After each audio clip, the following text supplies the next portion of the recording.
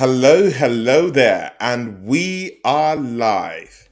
Ladies and gentlemen, you're welcome to today's show. And today it's Real Talk. And of course, Real Talk is a separate show under the stable of Tony Cloud Gunner TV. And this particular show is for the big hitters, and the most important people out there that, come in here and just grace the show. But today, I have a very, very interesting panel. I have a panel that I'm very, very eager to, reveal to you guys as you can see them right here, right now. The first for me is Mr. Kenny Ken, the legendary Kenny Ken. Kenny Ken, you're welcome to the show. Thank you very much. First time, our first meeting was last week on Gracie and Jess's show, where Yeah. you demanded that everyone thought like you, that everyone should get behind the club. Despite the fact that it's been a hard time, and yet I think what it is that we're all Arsenal fans, but the patience wears thin a lot. And regarding Mikel Arteta, it was his appointment was always been a shock of all shots because it's sounded to me that Arsenal were prepared to take a very, very slow process to success, which I Yeah. wasn't prepared for because Mick, it's one of those things where they wanted Mikel to repair the damage left by Arsene Wenger, yet Yeah. they just didn't give him Unai enough time. I think maybe Unai wasn't prepared to take a slow process. He wanted success now because he's a big name and he's had success wherever he's been. So, maybe that's what was a part of the ways, and and the dressing room as well wasn't great. But the reason why I went after Mikel was because his results, would have got him fired in any other big club, and we're any other big six clubs, and that's why I wanted him fired. And I still need a lot of convincing regarding Mikel because of what I've seen before, because I haven't seen success. I could argue that the FA Cup final in 2020 was Unai's team, but with his team, I haven't seen success, and he's spent more time cleaning out and cleaning out the floorballs from the rats rather than trying to progress the team. But he's got his players now. It's up to him now. Okay, Kenny Ken, you just went off there, off the rails. Yeah, and my co-host here, a station regular here with me is Manny Tangadarai, my brother. You're welcome to the show. Thanks a lot for welcoming me. Good to be here. Good to be in the company of a legend. And I think, Yeah, as Kenny mentioned backstage, he and I chat very frequently on Instagram. He posts some really good stories, obviously from Daily Mail Sport, and some of them, exactly. He some of does them that on are a quite, daily. yeah. So some of them are quite thought provoking, and obviously I have a lot to say about them. And he and I, one of the things which I really love about him is that he and I do share very similar viewpoints about Arsenal. It's hard to find a point on which he and I can disagree. Yeah, And ever since his decision to leave the AFTV rat race and sort of do something like his own thing, I yeah, think in many ways, he's only grown to be a more powerful voice. We're not on the yeah, mainstream, you see, but we do have. We do go to other areas where we become a lot more vocal in our own way, and obviously people will be more aware of us. And we never forget who we are, who we support, and that's what Kenny Ken lives by. So I'm yeah. really glad to be on the stream with him, and I did enjoy him on AFTV, but I love him more now that he's away from that circus. Guys, you're welcome to the show. I could see all of you. You're buzzing in the chat room. Miss Melina, you're a lovely human being. Thanks for joining us today. Jess Collins is in the chat today. Hello, sir. You're welcome. Thanks for joining us today, sir. I want to be on your show this week or next week, Jess. We beat Liverpool. You have to answer some serious questions. Um, Craig AFC, welcome to the show. Amy Baba, welcome to the show. Chelsea OG is giving us the big super chats. You're welcome to the show. Thank you, brother. Okay, now this is serious. Let's get serious. Uh, Kenny Ken, take us through the game yesterday on Sunday, Arsenal versus Liverpool. Give us your take on it. And secondly, you were at the Emirates Stadium. You know, you felt up close Mm, what really happened. Every niggle, every tackle, every mm. shake down there, every goal down there, the tension building at the Emirates Stadium yesterday. You felt everything. Can you take us through a grander tour towards what happened yesterday? Well, first and foremost, the atmosphere before the stadium. I'm telling you now, we got into the ground an hour before the game, and I'll tell you, in the Bowder Stadium, we were singing songs there. I think the whole stadium felt the importance of the game against Liverpool, because obviously North London derby takes care of itself. You know, it's Spurs. You're going to be up for it because it's your rivals. You want to beat them. But Liverpool, if something was different last year when we played Liverpool, it's Yeah. kind of like we were like a team trying to get in the top four, and Liverpool's this big team that have turned us over a few times. And the atmosphere was bad. It was flat. Yesterday, you could hear it. You couldn't. It was noisy. People were singing every song, including a Mikel Arteta song, which I didn't join in with, as you know. But it was. I tell you, I'd say it. It was so. You know what it was in the Bowser Stadium. I thought no one was going to get to their seats because it was packed. There was thousands of people jumping up and down. All drinks over, hats over there, getting really ready. Then when you went down the stadium, I could see the players train. I got talking to Frimpong, he works for Arsenal as well. And the crowd, it was a buzz. Every part of the ground was a buzz. Even the press box was a buzz of people. And there was anticipation. And then we get that early goal. And the roof of the stadium whew, came off. I mean, the Oh, Ashburton Army, our young bunch of lads have got the atmosphere going. But that game had everything. It had poor defending, okay defending, real brilliant shocking attacking. defending. Yeah, brilliant attacking from both sides. And I think what it was is that we saw a team, a live team, where we saw a bit of our bounce back ability. And I think if you look at the game, our ability to come back from Liverpool's equalisers, shows that this team's coming a long way. Because normally when you play a team like Liverpool and they're not Yeah. particularly playing that well, and you're working your nuts off, and they get an equaliser through stupid mistakes, and then straight after half time, when you think you killed them off with the goal, they get another goal, another equaliser.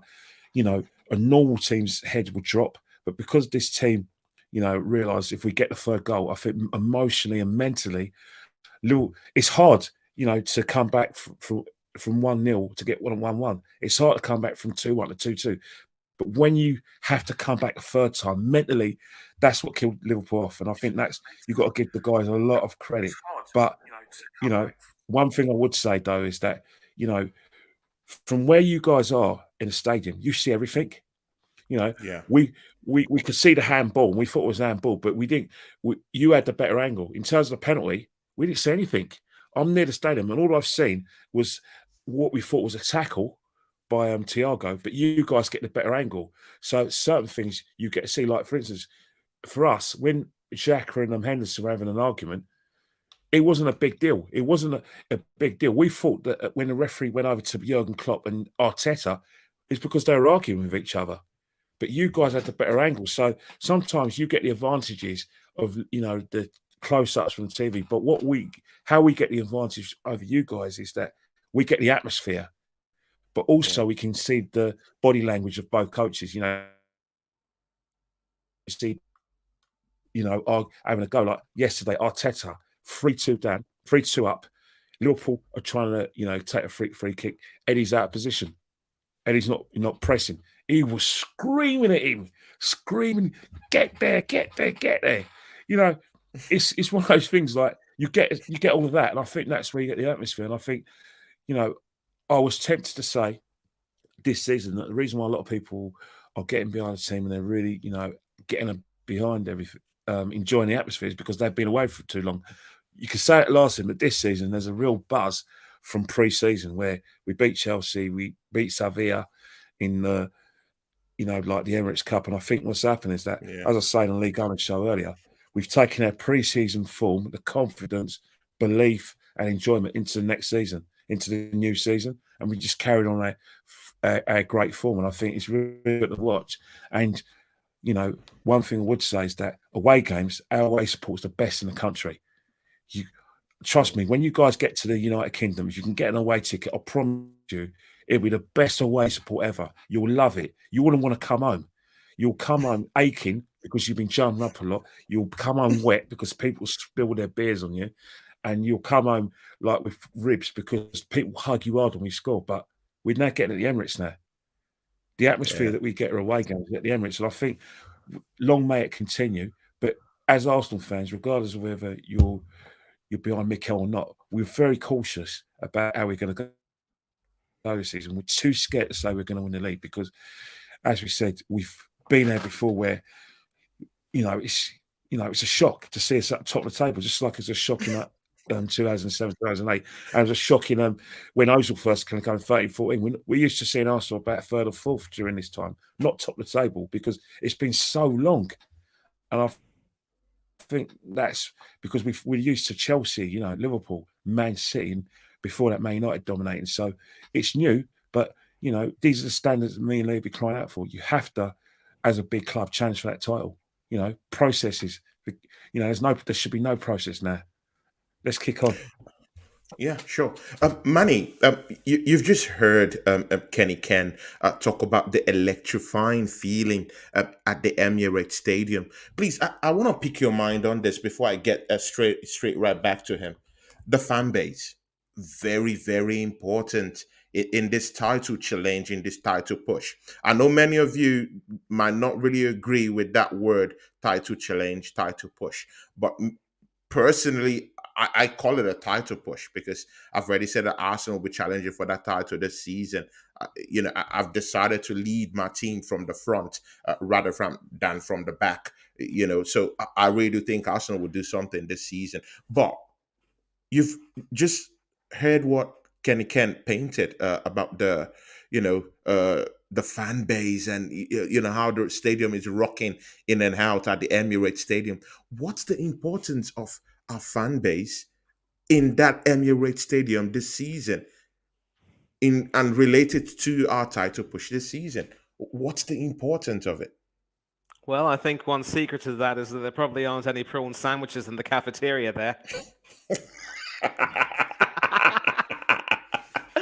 You remember that? Kenny Ken agrees. Kenny Ken agrees with you. Yeah, obviously a Roy Keane reference. I know Kenny knows all about that. You know all about that. And here's the deal. I equate this to a situation where in the US, for example, not in the UK, because obviously, with the Tory party having a huge majority, they're the ones who get a say on everything. Whether it's in the House of Commons, obviously the House of Lords, the people there don't do very much. But in the US, for example, politics is always divisive, okay? And just as the nature of the politics in America is divisive, you still have a bit of a divisive fan base for the most part. There are some people who still do not trust Arteta's process and still don't believe he's good enough and still want him out, even if he finishes fourth, because according to them, it won't be good enough. Because for all of the brouhaha of how well we started and how things are, rosy in the garden, as it were, as Kenny has said, we have to wait until May. And if May the buds aren't blooming, then maybe it's time to change the gardener. So I think what I will say, though, is sometimes when times get tough, no matter how much politicians hate each other, at least in the House of Representatives, which is the equivalent of the House of Commons, and of course the Senate, which would be an improvement on the House of Lords, I think the politicians there, for the most part, agree that in order to prevent what is known as the government shutdown, they sort of agree to some deals or some packages for the American people because the American people come first.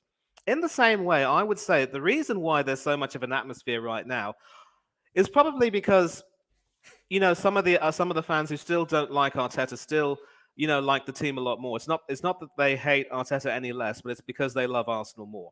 And of course, they want to see nothing but the best for Arsenal, regardless of who the manager is, because at the end of the day, it's the team more than the players or the fans. Is the team that's important. And Kenny says it perfectly. No one is bigger than the club. So if the club is succeeding and if the club is doing well, we need to get behind it. And of course, every season, at the beginning of the season, although we may not enjoy having Arteta there, we have to back him. So far, things have been going well. And we are happy with the way things are going. And of course, but seeing the way we're playing, seeing the way we've been able to supposedly improve on several aspects of our play, which were, I mean, under Wenger, for example, whenever we would concede a goal, we'd lose our spirit. Kenny obviously remembers that Birmingham game in the 2007-2008 season where Yeah, Eduardo broke his leg. Birmingham yeah. conceded a last-minute penalty. Gallas threw his almighty strop, and then the fans, the team lost their spirit, and the fans lost their spirit. I think this season, the team does look to be a lot more cohesive. They certainly seem to be willing to get behind Arteta. The arrival of Jesus and Zinchenko from Manchester City has helped a bit because when you have that experience and you have those two proven winners in the team, everyone, when they talk, the rest of the team shuts their mouths and eats them, if you know what I mean. So they listen to what they're saying, and obviously they know how to get behind the team. Even Granit Xhaka, who isn't the official captain in name, is willing to pull his weight, and so far, so good. He said, you know what, no more nonsense. I'm going to do everything I can. And things are going well for now. But the reason why Kenny and I say we have to wait until May is because, yes, it's okay to support the team. And yes, it's okay to be excited. Yes, it's okay to enjoy things as they are. But we all know the history. We all know everything that's happened in seasons gone by. And that is one of the reasons why we cannot really say, we will achieve this much, no matter how well we're doing right now. 2004, 2005, 2007, 2008, those scars linger, those memories linger. And I'm sure Kenny also remembers a song that Kevin Keegan and Chris Waddle did for the 1982 World Cup. This time we'll get it right. Okay. Yes, Okay. that nod says it all. So we can tell ourselves this time we'll get it. I do remember those World Cup songs. They were terrible, by the way. No, I liked some of them. I mean, obviously they couldn't compare to, World in Motion, but they weren't too bad. But no matter how many times we say this time it's different, this time it feels different, we still have to be conscious of history, and we still have to keep watching our back. Because as we speak, Tony, Chelsea also won over the weekend. They've gained some new momentum under Potter. They have a game in hand on us, and if they win that game in hand, they'll probably be only three or four points behind us, and they're also climbing up the table. United, for the horrific nature of their derby loss, also won over the weekend. They're grinding out wins. Casemiro came into the team and has slotted in well. So we cannot get too carried away. And we cannot, and we mustn't pretend either that we will even think of emulating the Invincibles class of 2003, 2004, because you don't see any weakness in that team compared to this team right now. As much as we've improved, there will be a few weaknesses. Our squad depth is still an issue. So we are happy to support the team because we love Arsenal. We want to see Arsenal succeed. Even if we may not trust Arteta's process, we are enjoying what he's doing, and we are willing to give him a chance. And that's really the long and short of it. Kenny Ken. This issue about Mikel Arteta, I find it a little bit dicey and in the red line area. How come? I really want to understand this. Like, why aren't we having this 100% trust in this guy right now? He has his own team right now. He had to clear out, the garbage we had, for this past season, the deadwood. He had to clear out Mesut Ozil, who was on high wages, in that dressing room. Of course, he had to get out Aubameyang, and mind you, a video footage came out of what Aubameyang said. It's all over the internet, and it said that Mikel Arteta can't handle big names. So probably maybe he's trying to fit in what happened with him personally. Maybe it's ego. I don't know. But let's just get away from that. I had a fan who came here. We had a show with him yesterday. Manny, if you remember, Tommy Singh, that was here yesterday. Yes, and then he came here. He is an Arteta out guy, know. But there's something that makes me like him, Kenny Ken. And I just want you to just listen through my monologue and get to understand my question. And this guy, all through the season, in fact, last season, he wanted Mikel Arteta out. In fact, 2 seasons ago. Yeah. But this season, this guy has come out just yesterday, and he told me, even in front of Manny yesterday, and he said, Anthony, Mikel Arteta has proven me wrong. Mm.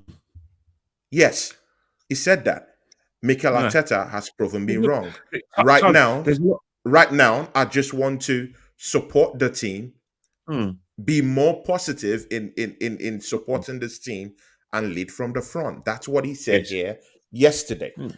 Yes. Kenny Ken, And Kenny Ken, you know. what's the Mm. problem? Why can't Well, we give this guy there's not. 100% backing? Why Yeah, but hasn't he think right. changed your mind? Manny, why hasn't he You know, changed your mind? Kenny Ken, I Let want to hear Kenny from you speak. Kenny first. speak. yeah. The fact is that it's never been personal about for me about Mick Arteta, and it's not personal for any of us. The fact Yeah, is that you know if you look at the lockdown season, horrendous.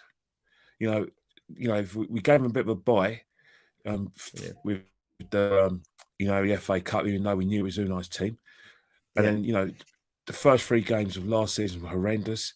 But the results improved. We started playing a bit better. We got a good run. We weren't playing the big teams, and then he took us to the cusp. But there were certain games, last yeah, season when Brighton at home was a disaster because he basically picked a non-midfield and somebody can't even play at left back, and basically allowed Brighton to dominate the game. So that was a monumental error. Tottenham was another error as well away, and Newcastle was away. So this is long in the memory where we've suffered. We've had eighth, fifth. Obviously you're going to look at the injuries to Thomas Partey. Kieran Tierney yeah, not being fit, relying on players like Tavares and relying on players like Albert as well off the pace. Lacazette just didn't give us anything, and then to the yeah, extent that we had to rely on Ezzy. So from getting basically, we basically played ourselves at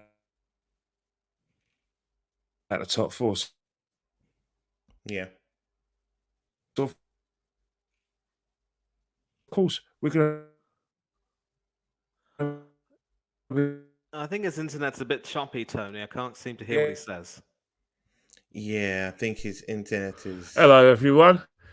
I'm Yeah, back. yeah, Sorry. yeah, yeah. Can You're you hear me? back. Yeah, yeah, yeah. Yeah. We can hear So you. yeah. Yeah, Yeah, so basically, I had to use my me 4G because every time the internet plays, I've got 4G to fall back on. So basically, the okay. situation is that we're looking at what we had in the past, and we're thinking, you know what, is this man ultimately going to win us the league? Is this man going to meet the standards? Because the reason why a lot of us are Arteta out, it's not him as a person, as a coach, it's that we believe as the third biggest club in the country, Arsenal have to win titles. So to win titles, you have to get the best men for the job, i.e. a bigger name coach who's basically his remit is to be given enough money to, challenge instantly, no processes. And I think by getting Mikel Arteta in, we're angry at not so much at him for getting the job, because of course he's going to take the job.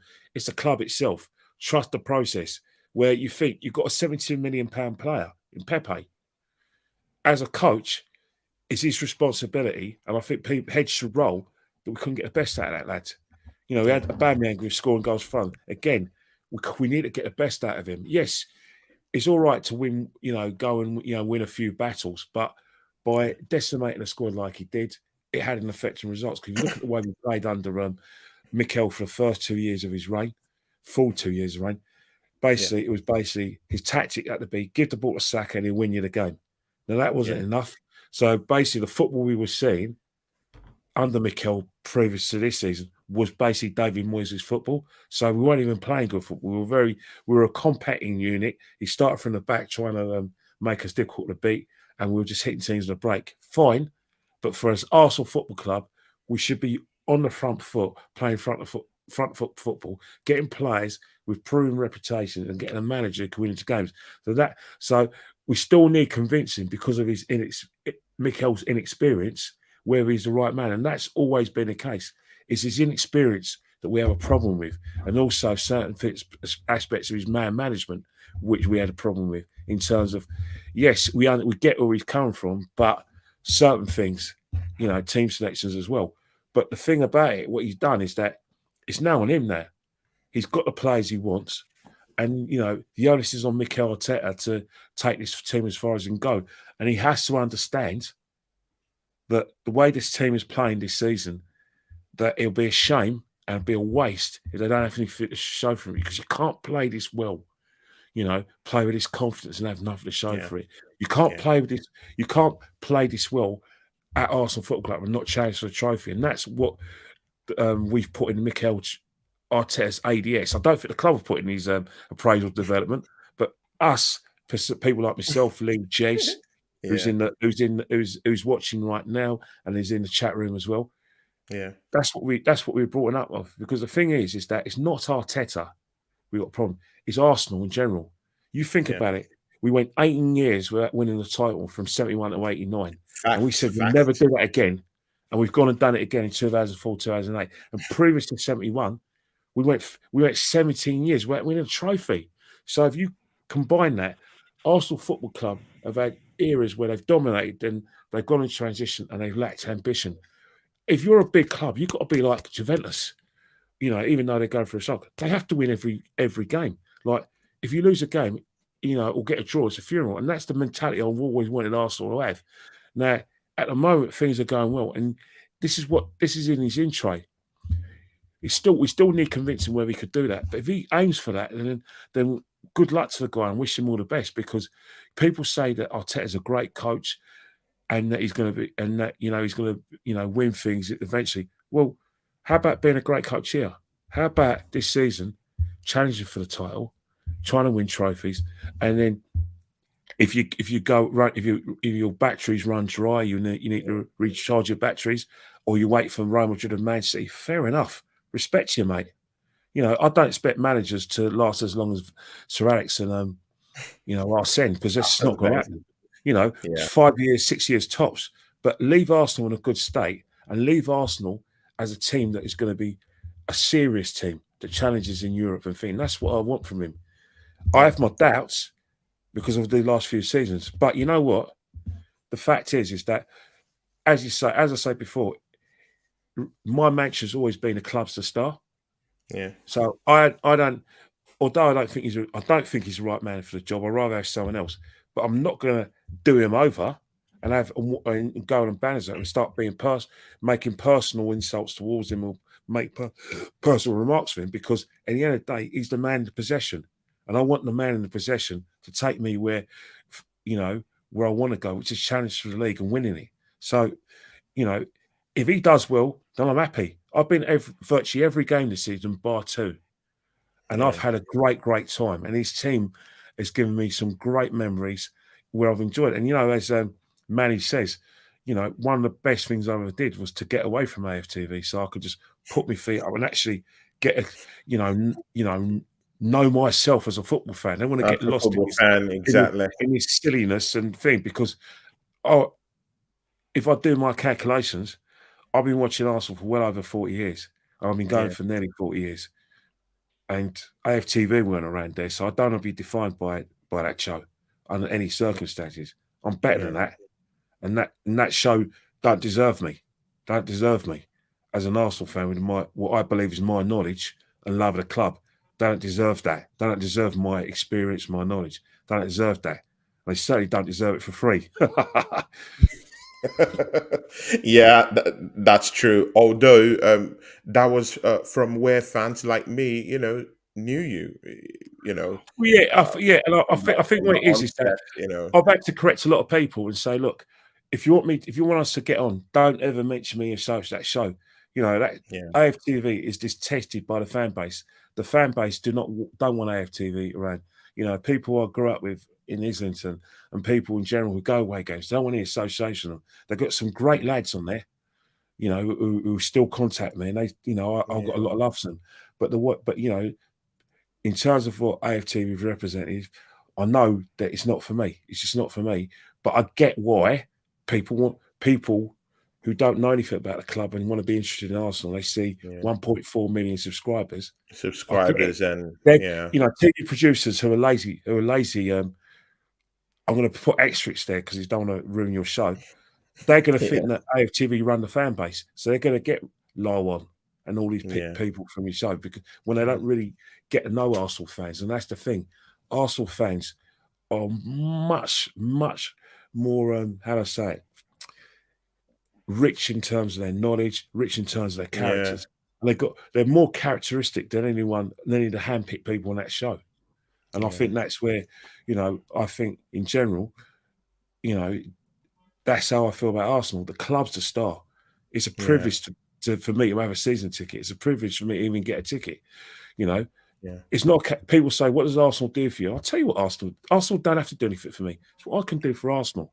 What I can do True. for Arsenal is go to matches, love my club, and get behind that club, Get a great behind it. club. That's True. what I do, and I True. pay for the privilege to do that. That's all I'm about. True. Arsenal Football Club's bigger than me, bigger than True. anybody. True, true.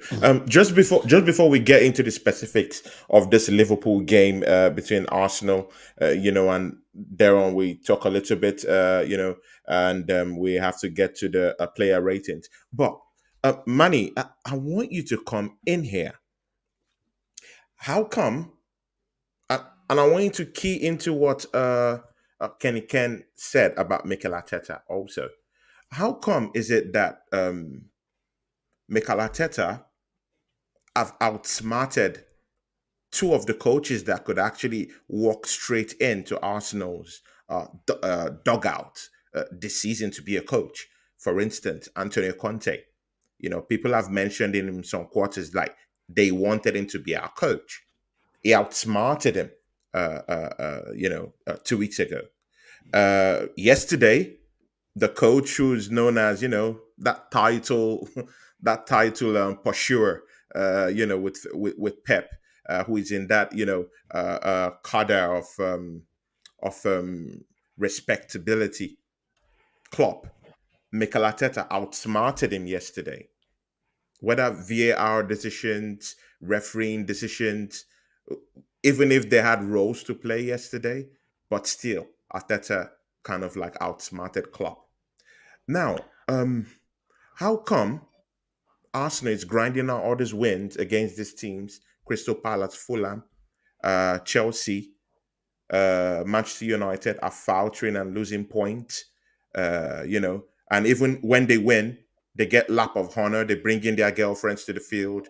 They're happy. Everyone is happy and joyful. With them. Why can't we be happy about what Mikel Arteta is doing right now? Why can't we Well, have lap of honors right now? let me start because it's simple, really. I mean, you know, I'm reminded of a wise, dialogue from my dear friend Steve O, the Aussie Gooner, who Kenny Ken knows very well. He's Yeah, done a few yards with him, top bloke, fair dinkum. And he and I actually had a phone conversation on Instagram where he said, mate, for all of the hype about how Tottenham have strengthened their squad, brought in these players, X, Y, Z, including two in whom we were interested. We've got to focus on ourselves and know ourselves best. And we can't be focused on how other teams celebrate wins by bringing their, wives and significant others onto the field. I mean, it's their privilege. Let them do them. And the reason why we shouldn't even consider holding a lap of honor is because we all know about the fable of the hare and the tortoise. The hare was so far ahead of the tortoise, he thought he could take a celebratory nap of honor as opposed to a lap of honor. And then he didn't realize that the tortoise, by the time he had woken up from his nap, had long since passed him and went on to win the race. So there's a thing for you. And for you to say that Arteta outsmarted both of those coaches in question, I would actually play the devil's advocate and say those two coaches actually blotted their copybooks, because when Tottenham played us, I took a look at the formation, I took a look at the lineup, and I said, all that talent in the midfield and attack. And the best you could do was continue to sit back and sit back and sit back and let us come at you and hope that you could get us on the counter. I mean, there comes a time, Tony, when you can't do that. And the yeah, best coaches are able to, be flexible with their strategy and be able to say, you know what? Sometimes when it comes to this team, this strategy may not work. And it might have worked against Manchester United when Ten Hag sucked us into playing a high line because Eriksen at the back was sort of pulling the strings and being able to thread those passes in and catch us when we were, off guard. It didn't work against for Tottenham against us because I think we had learnt our lessons. So the best coaches are able to do a lot more in terms of analysis. And I think Conte probably failed in that regard. And certainly Emerson Royale and a few of his much vaunted players let the team down. Although it is fair to say that had Dejan Kulusevski been in the team, I mean, he had a muscle injury, maybe the performance would have been different. Maybe the result would have been different. Again, it's another case of ifs and buts.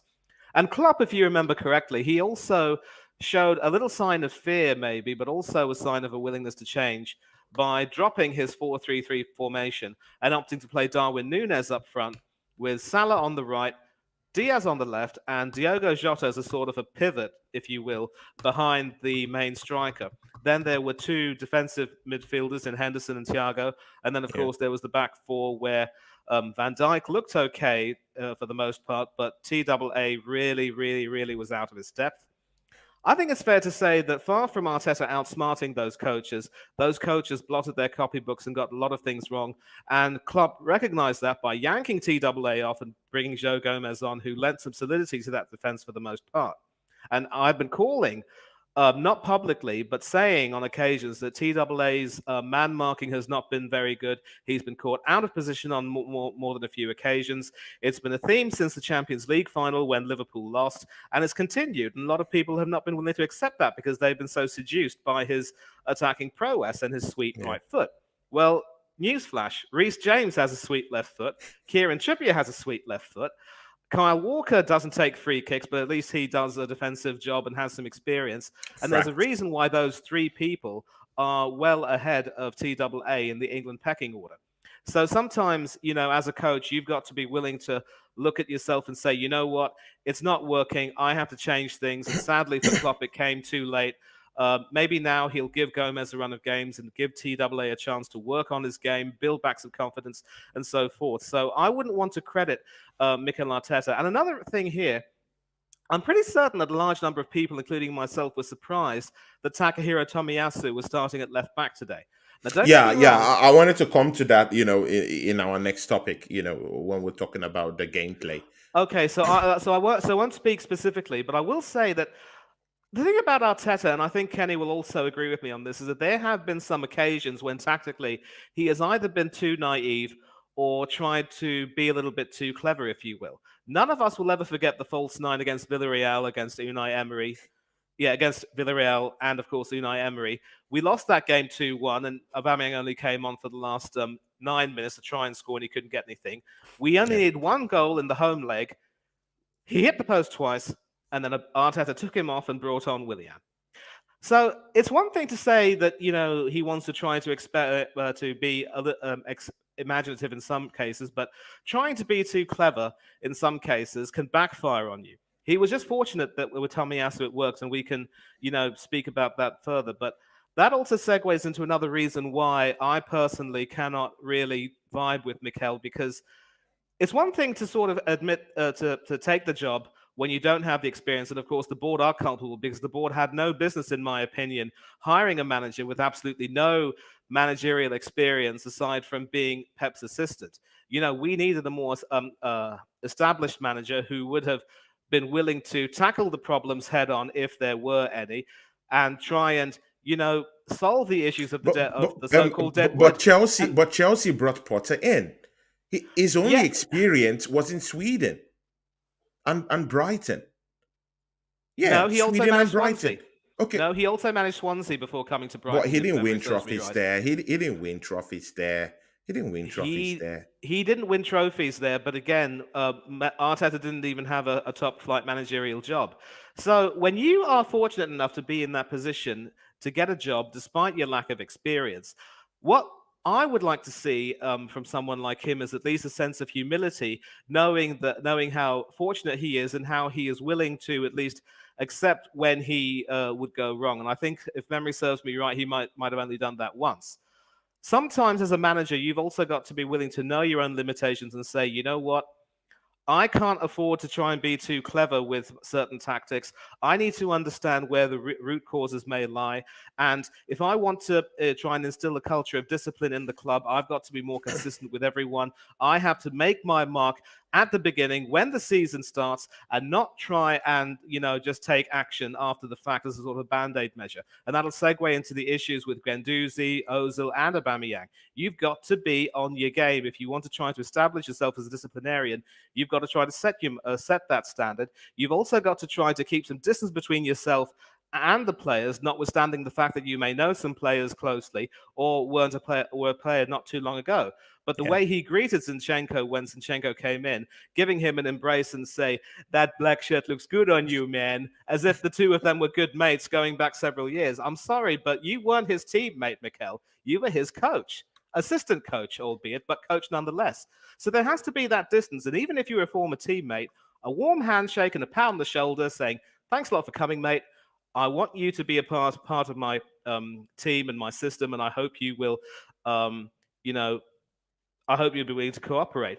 Alex Ferguson is the best manager I know for setting those standards of discipline, for making it clear what he wants from players. He also has been close to a few players, but I'm sure Kenny will remember that when he moved to Manchester United, he brought in Jim Leighton and Gordon Strachan from Aberdeen, and they obviously had close relationships there. But a few years later, those three people aren't speaking to each other anymore. So it just goes to show that if you want to set that discipline, you've got to have clout, you've got to have some experience, but at the very least, you've also got to make it clear from the beginning that if you really care about the club, if you believe in the club and its values as a manager, you've got to be the one to stamp that mark at the very beginning, make it clear that everyone should come in. I believe he failed to do that with Guendouzi. He failed to do that with Aubameyang. He failed to do that with Ozil. And he's paid the price by having to take these band-aid measures and sort of clear out the dead wood with that narrative. I'm sorry, but the manager does bear some responsibility for a lot of the things that happen, and I would like to see a little bit more humility in him. He doesn't have the clout experience or the clout to not be humble, and that's one of the reasons why I can't vibe with him. But listen, again, if he achieves something this season, good on him. I'll get behind him. We will move away from that topic, but again, I just want to chip in something there. These players you just listed right now, they have a long list of behavioral issues in the camp. It was the news was out there. Guendouzi was disruptive in that Arsenal camp. Why do we see the dynamics here? Is that we have a group of young guys down there who are growing, who are nurturing these skills. We don't need egos affecting those players. We want them to learn football, understand football, breathe football, learn how to play for the club. Less about money and the party and the lifestyle, and more about football, only skill. I hear what you're saying, but the fact is, you talk about these egos, and I hear what you're saying, but ultimately, Guendouzi defended a teammate when he got injured by Mope for Brighton. So he's defending a teammate. Notice a minute, he's asked to apologise in front of the squad for backing his teammates. Now Arteta, I've seen him when he's mate at Everton, Cahill was a nuisance. He used to go in there and back players. He was a feisty player, so I don't understand where the destructive thing came from. In terms of like Mesut Ozil, he spent all the time saying that he was going to integrate Mesut Ozil into the team, and then something must have happened during lockdown, and then all of a sudden he's not even getting a game.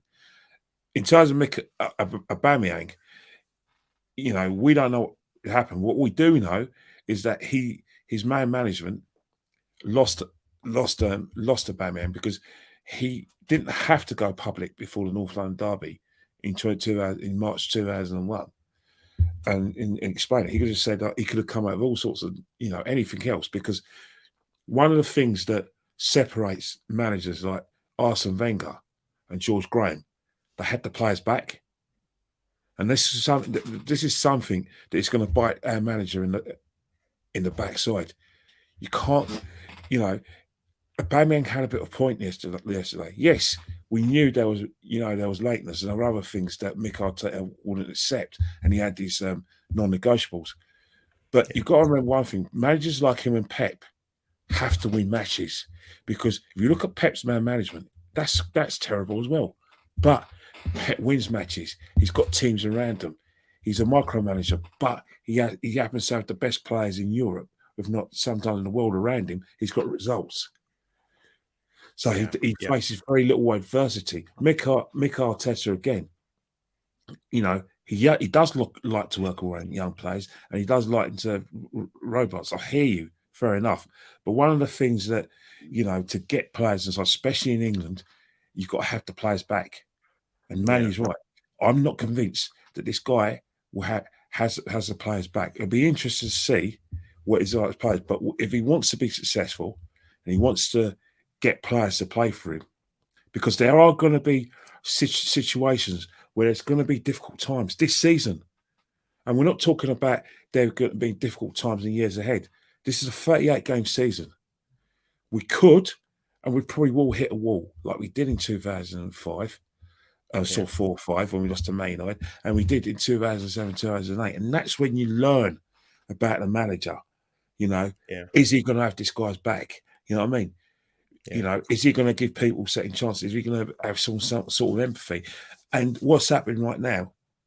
Everyone's in a good mood, and everyone's a good teammate when we're winning. It's when the adversity, and that's where you need your leaders.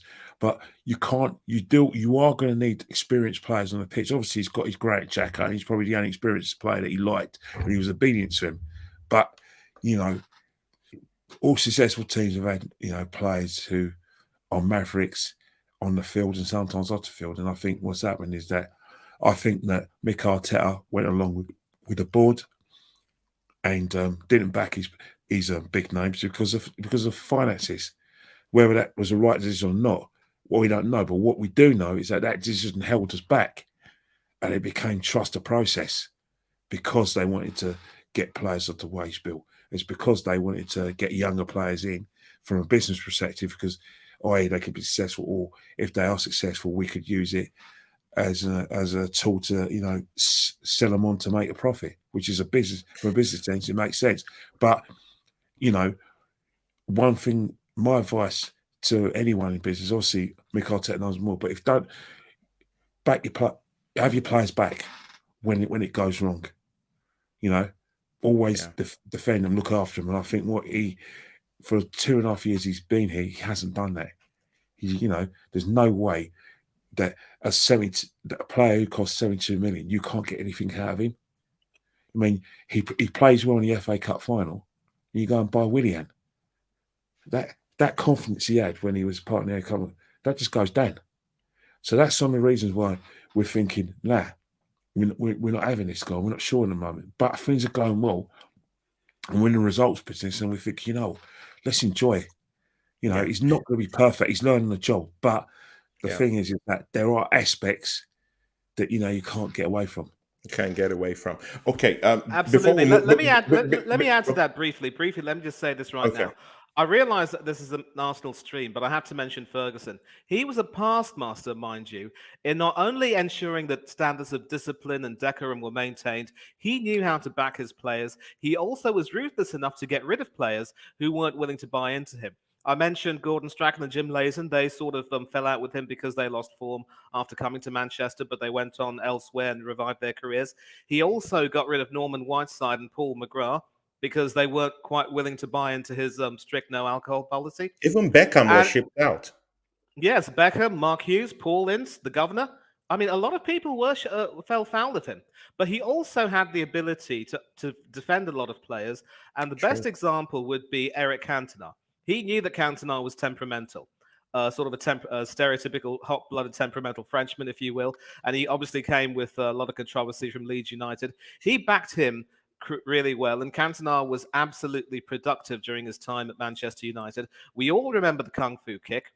And the story goes that while the other Manchester United players were very eager to see Cantona receive the famous hairdryer treatment from Ferguson because they'd all received it at some point in their careers, Ferguson just said, Eric, you can't do that, son. And so Ferguson knew how much of an asset Cantona was. He was not about to hang him out to dry, and he was not about to, you know, see him get devoured by the vultures. But I'm pretty certain that what his words said had an effect on him, because his disciplinary record until from then, before his retirement, was exemplary. He was only booked over once. He went on to captain the team.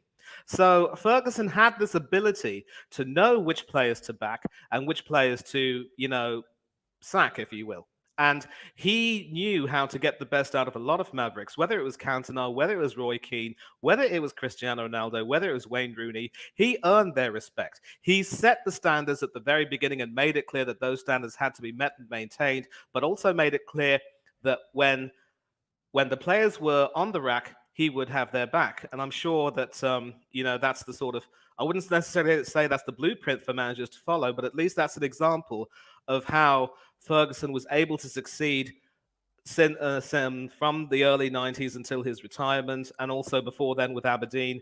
And so that's an example of how managers can be responsible in many ways for the players' performances, because it's the players who perform on the pitch. If you treat the players well, the players will treat you well by playing well on the pitch and respecting you for a long period of time. Would you concur with that, Kenny?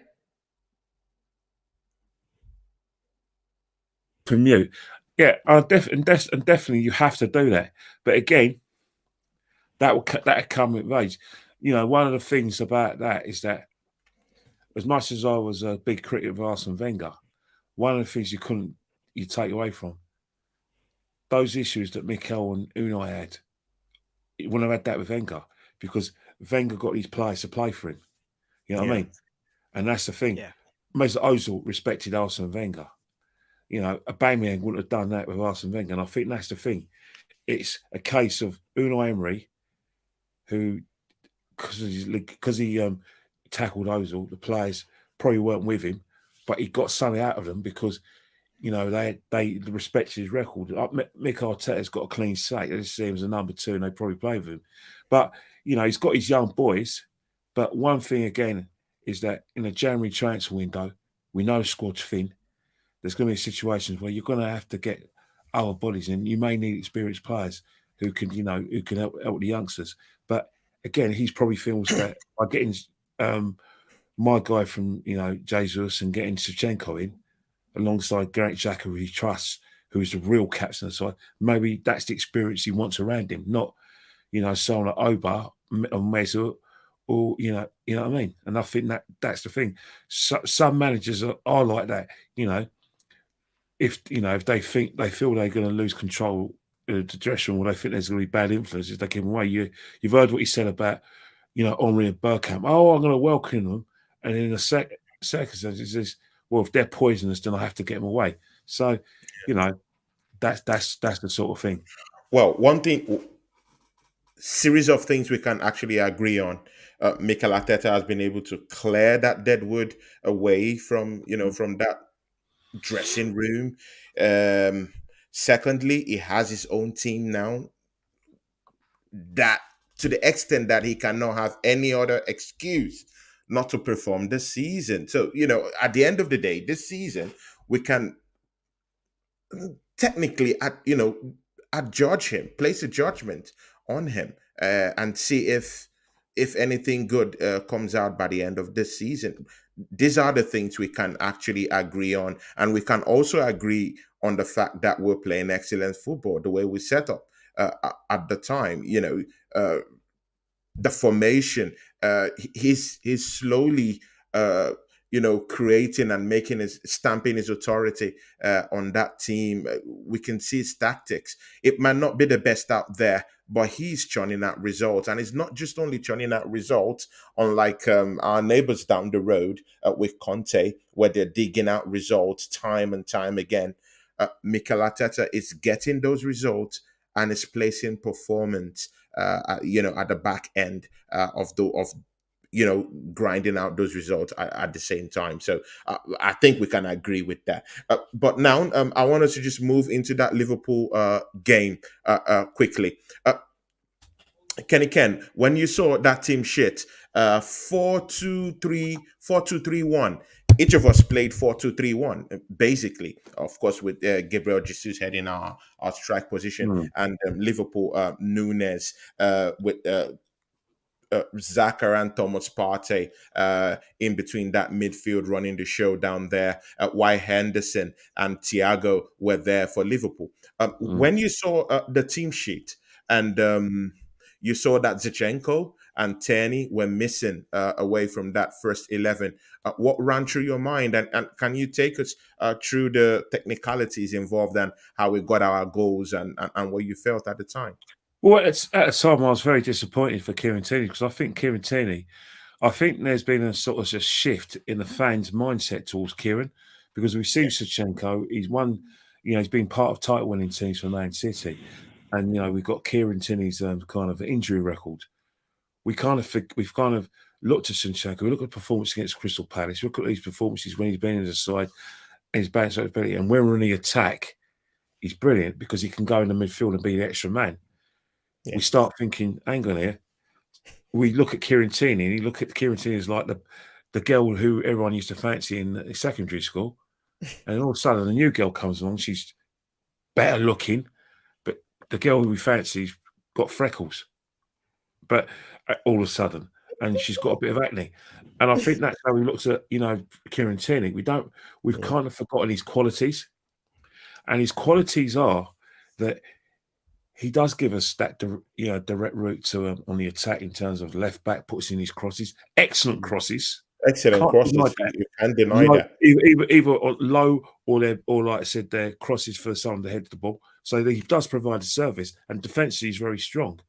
But what's happened is that he's been injured, and we don't trust him because we've seen him have major injuries. He's out for a long time. So we look at Zinchenko and think, well, he hasn't got Kieran Tierney's injury record, and he gives us something extra when we attack for the midfield, and he can blend in the midfield. So we like that. But you look at Tomiyasu, and he's there he's there as horses for a course. But you look at Kieran Tierney, you're thinking, big game like that, big game player. I was horrified that he wasn't playing. I was quite upset by Arteta, but I understood from a tactical basis why Tomiyasu had to play, because Tomiyasu's body shape is perfect for defending, especially when you're on the wing. Not so much when you play in centre half, but on the wing when you've got that kind of corridor where you basically got the lines, like the touch line and the corner flags, basically you get on you will go down the right wing, outpace and put your cross in, or you cut in as an inverted winger. Because his body shape's brilliant, you can't get him down the sides and down the lines, because he gets his shape. So basically, if you're a right winger, he's got the body shape where even if he tackles on his wrong foot, his left foot, you can't get around him. You try to cut And inside. people forget that he's 6 foot plus. They forget he's very, very tall. Even the balls they were looking up to Salah, it was nullifying everything. Yeah, it's not even that. It's not even that. You take it for granted, but there's some left backs or right backs who are 6'1" and good, but they can't defend. It's all about defending. Is about body shape. It's about having a situation where an inverted winger can't get the better out of you, and an orthodox winger can't get the better out of you. And that's the one thing. He's got a perfect body shape, and he can actually defend. And I think he wasn't going to give us anything coming down the left-hand side, but what he was going to do, he was going to give us protection, because Gabriel Martinelli, we needed Gabriel Martinelli to, like I said, attack, Trent Alexander-Arnold, and after that attack Gomez. So what we didn't want is that we didn't want a situation where Kieran Tierney's left isolated, because even though Kieran Tierney's a very, very good, left back, probably one of the up and coming left backs in European football. In my opinion, the fact is, for that task, Salah, he's got pace, gets down the left hand side of the lines, and then tries to cut in. Tomiyasu's body shape is perfect, where he blocks the run and blocks the inverted run, and he blocks the sort of like orthodox run. So that's why he's in the team. Another thing as well is that also he gives Gabriel Martinelli protection if Trent wants to come down the right hand side and try and create the overlap. He's tactically do that. Now, Kieran Tierney's good at that to a certain extent, but he's going to need a bit of help. So for that, exercise, I get why he played. I didn't like it though, but all the other team selections, of course, you're going to agree with it. You're going to agree with Partey playing in midfield. I believe he's our team. That he's the person who's our real midfield, not Granit Xhaka. And that's one of the team selections. But if you look at Liverpool, when I saw the 4-2-4, I went, "Oh my God, what's he doing against us?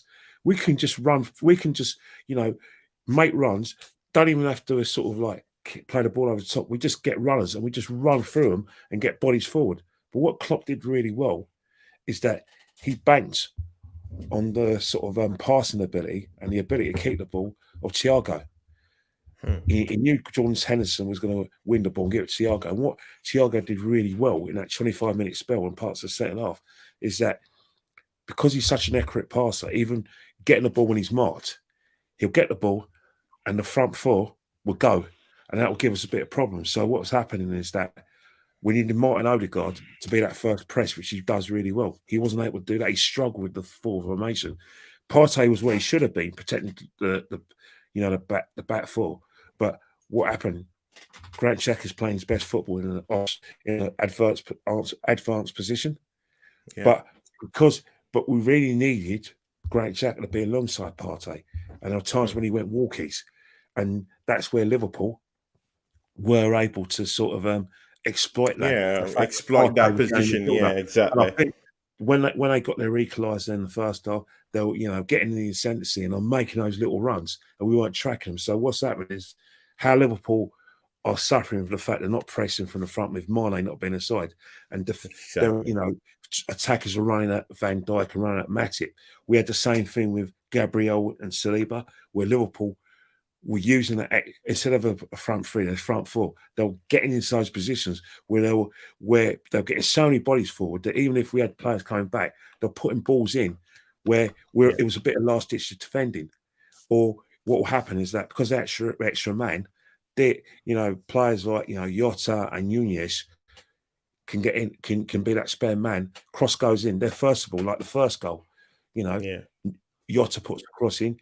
Nunez is first of all because Gabriel Magalhaes is out of position. He's in the wrong body shape. So that's where we had to learn and get that bounce back ability and try to cope with their formation. But the problem with that formation is if we get bodies forward and hit them and pass accurately, that's when we were able to catch them, and that's what we did. At the moment, Liverpool's best form of a defensive attack because he hasn't got Robertson, who's basically an excellent left back, and he's part of that attack. So they've got to find a different way. Trent Alexander-Arnold, excellent going forward, but can't defend. But the biggest miss for them is Sadio Mane.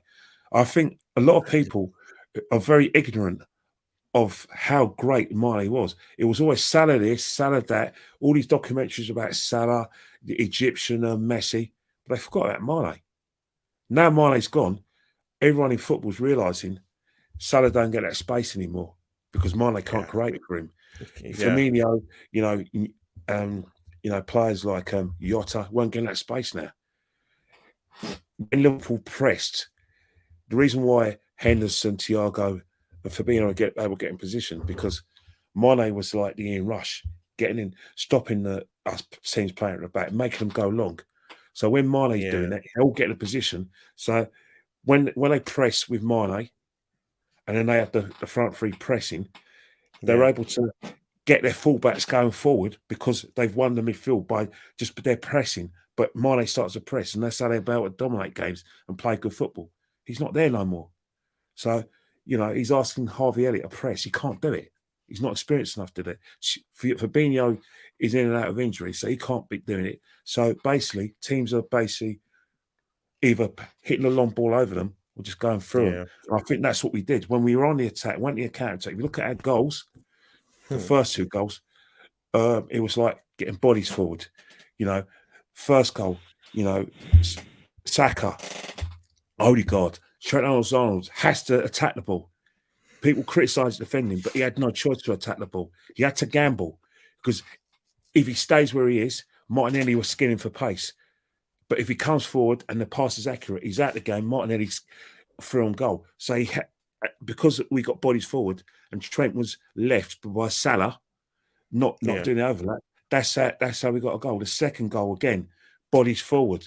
Our counter-attack, our defend, Liverpool not pressing, our defenders getting in the box, our forwards getting in the box, crossed by Martinelli. We had two players who could have put that ball in there. It just happened to be Saka because the body's forward. And I think that what we're doing now under Mikel Arteta is we're getting bodies forward. We're on the front foot, and that's why we're scoring goals and getting those goals in games. Like you say, Brentford away, getting goals like Fulham at home, and all these games that we're winning. Bournemouth. It's about getting bodies forward. So players like Odegaard get in the box, score. And I think that's what we've done. And that's what we weren't seeing on the Mikel. But yesterday, there was a case of Arsenal trying to work out Liverpool's 4-2-4 formation, trying to get grips with Thiago, who was Liverpool's best player because he's True. their brain of their team. And I think Yeah. that's what I call about the bounce back ability, because what we did really well is that we gave Liverpool an opportunity to get to Yeah. 1-1 and 2-2. But everyone knows in football, if you go 3-2 down after 2 equalisers, mentally, physically, you just can't. It's hard to get back to get a third equaliser. It doesn't Yeah. matter. We've got 15 minutes a lot. And I think that's what we do, is that we mentally, physically, Liverpool can't do it. And then mentally, we think, you know what? We're not going to do this again because we got lucky twice here. They're not going to get lucky again. And I think that's where we became more compact and more difficult to beat. Yeah.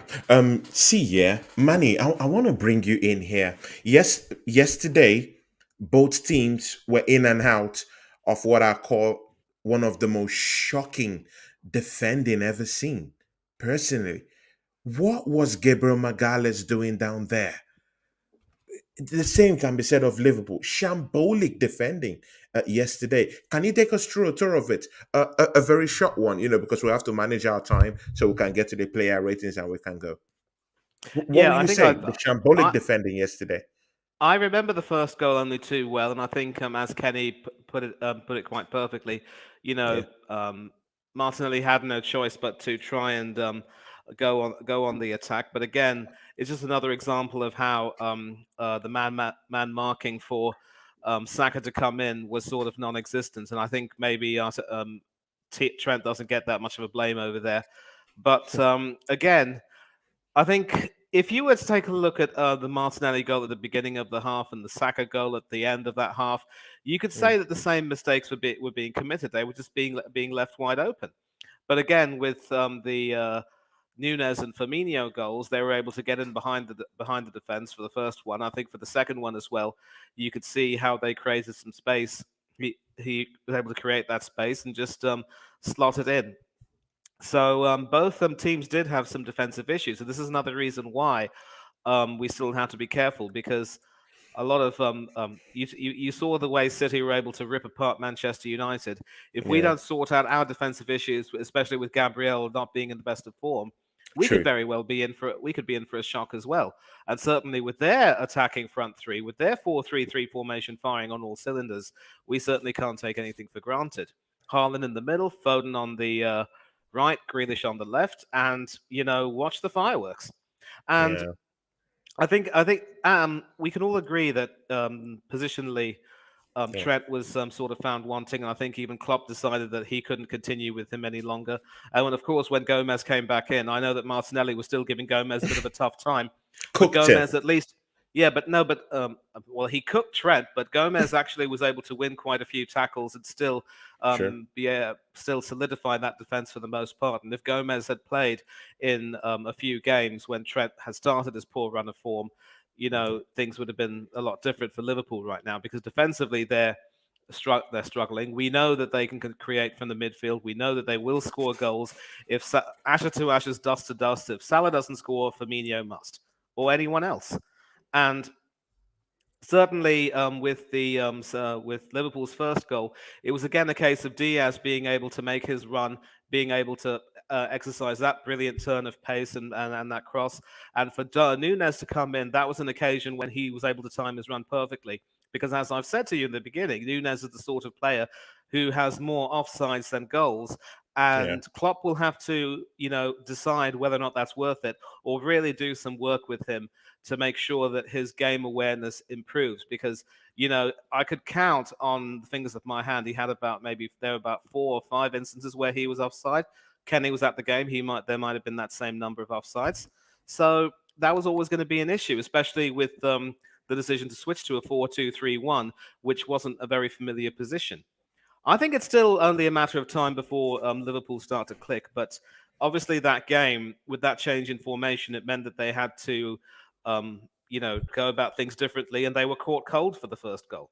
So that just shows what can happen when sometimes you choke and then you, as a manager, Yeah. you decide, you have to change something without putting some thought into how the players will adapt to that system. And Yeah. I've been critical of Ten Hag sticking with the 4-2-3-1 after some crushing losses at Brentford and Man City, but he stuck with that at Everton, and they won at Everton. And Okay. yeah, and sort of going back to the goals again. Also with Firmino, I think I vaguely remember that. Again, it was a case of him being able to move around and find some space and then score. So it seems to me that a large number of goals this season in the Premiership have been conceded due to some pretty poor man marking. And I think coaches have to make sure they tell their defenders not to watch the ball, but to watch the man.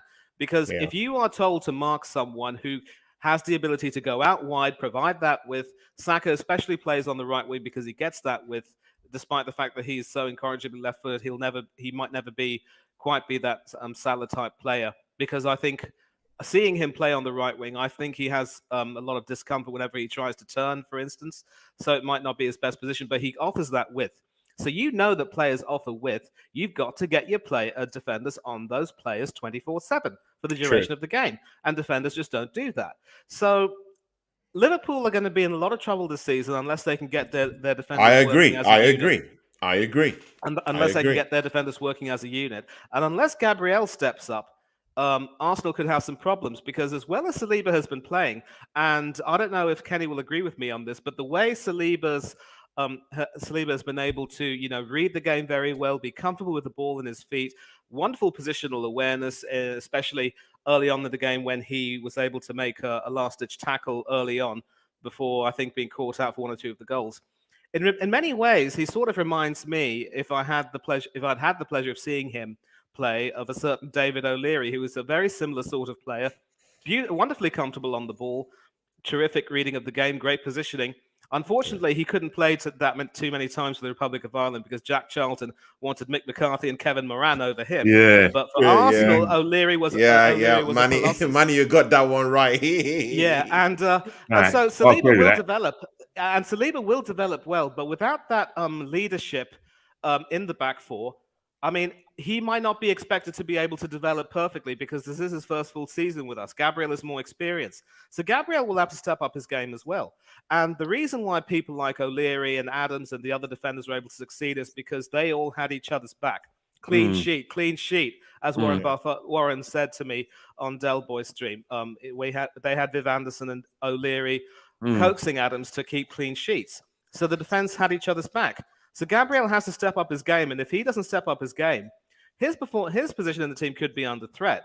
Not that I'm saying Rob Holding is necessarily the answer, but he didn't put a foot wrong against Bodo Glimt, and if he has that sort of confidence, I mean, who knows? But the fact that we're talking about bringing Rob Holding back into the team, I mean, Into you the can fold. see our squad depth right there. So we're not completely out of the woods yet, but at least we're finding our way out. Okay, Ken, please. Yeah. I need to ask you these two questions. I have two Yes. for you. One from the Okay. chat and one personally from my own. Okay. And I want you to give me in the best way you can answer it. Yes. Yesterday, Arsenal versus Liverpool was plagued by inconsistencies from both the VAR and from the refereeing decisions. Personally, yesterday, I can hold my hands up and say that Magalhaes handball in the penalty box was a clear penalty Yes. for Liverpool. That was a clear penalty. Yes. I need to be truthful, even if I support Arsenal to the fullest. We need to be very truthful.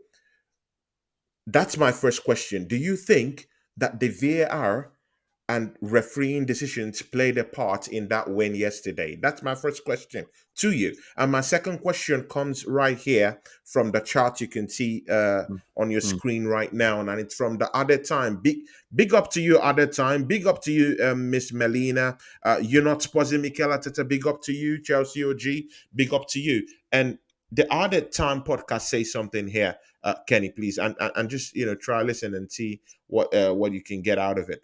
Big up Tony and the panel. Big win for Arsenal, but will you say Arsenal have been really, really tested or not until they play City? Right, Ken, I'll do this first. justice to those questions. They were tested yesterday because yesterday Liverpool was our most difficult opponents. because people, there's varying opinions of the fact that Liverpool not at their best and blah blah. Yeah. Because they certain players are below standard, which is right. They miss Mane. Defensively, haven't been the greatest. One thing Liverpool have still been doing is they've been scoring goals, home and away.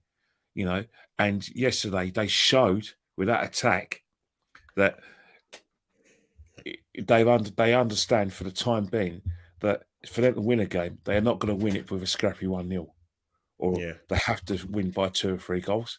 So they still pose a threat, in terms of like from an attacking sense. Yeah. Thiago still has maintained his standards. He was probably the best player on the pitch alongside some of our players. But if Liverpool won the game, and Yeah. they were the ones who won 3-2, we'll be giving the man a match to him. But True. because we won, and because like in the, I said the most, game changing moments, we won the game changing moments. So Yeah. for that respect, they're the team. That's our most difficult opponent. And another thing as well, they came to win. They didn't come here to, nick something. They came to win, and they came in their They game came to plan. win. Yeah, Exactly. yeah. They of course they going to have to be a period where they're going to weather the storm. But when they got on the ball and passed the ball forward, that was one of our most difficult opponents. So, the North London derby takes that stuff. I would have thought the Spurs would have been our most difficult opponents, and they try to play as they normally play. Wait for the opposition to make mistakes, and because they got players like Kane, Son, and Kulusevski was injured, but he wasn't playing. But Richarlison, they know that they've got the quality Yeah. to nick something, and then they got the tactics to close it off. But we didn't allow them to do that because we kept them under pressure constantly. But let's not forget, Man United, we played really well against Man United. I think dominated possession, but what we didn't reckon on was our high line. They penetrated our high line because they had someone who could pass the ball accurately and forward. And then what happened is they had the pace of Rashford, who got in front of Saliba and things. So we have been tested, and we are going to be tested. People think what we need to do is with Arsenal is that we should take one game at a time, because that's what the best teams do. Because one of the things that can kill this team, two things, run out of gas, having a thin squad, but complacency as well. Because we have been sloppy in certain games. We were sloppy against Fulham, i.e. Gabriel's the poster boy of it, but we were very sloppy there. There were times against Crystal Palace we were a bit sloppy, but we were the ones who, in the key moments, got our goal from Martinelli and got the own goal from Gay. And then obviously against Leicester, but we conceded 2. We were sloppy, but we had the quality and confidence to get bodies forward, and we were always going to outscore them. So there have been instances where we have been tested, where there have been times where, even though on paper, we should be beating these teams, it's hard to do it when there's big expectations. So really and truly, every game against the Premiership is going to be a test. Leeds going to be different because they're a winded animal.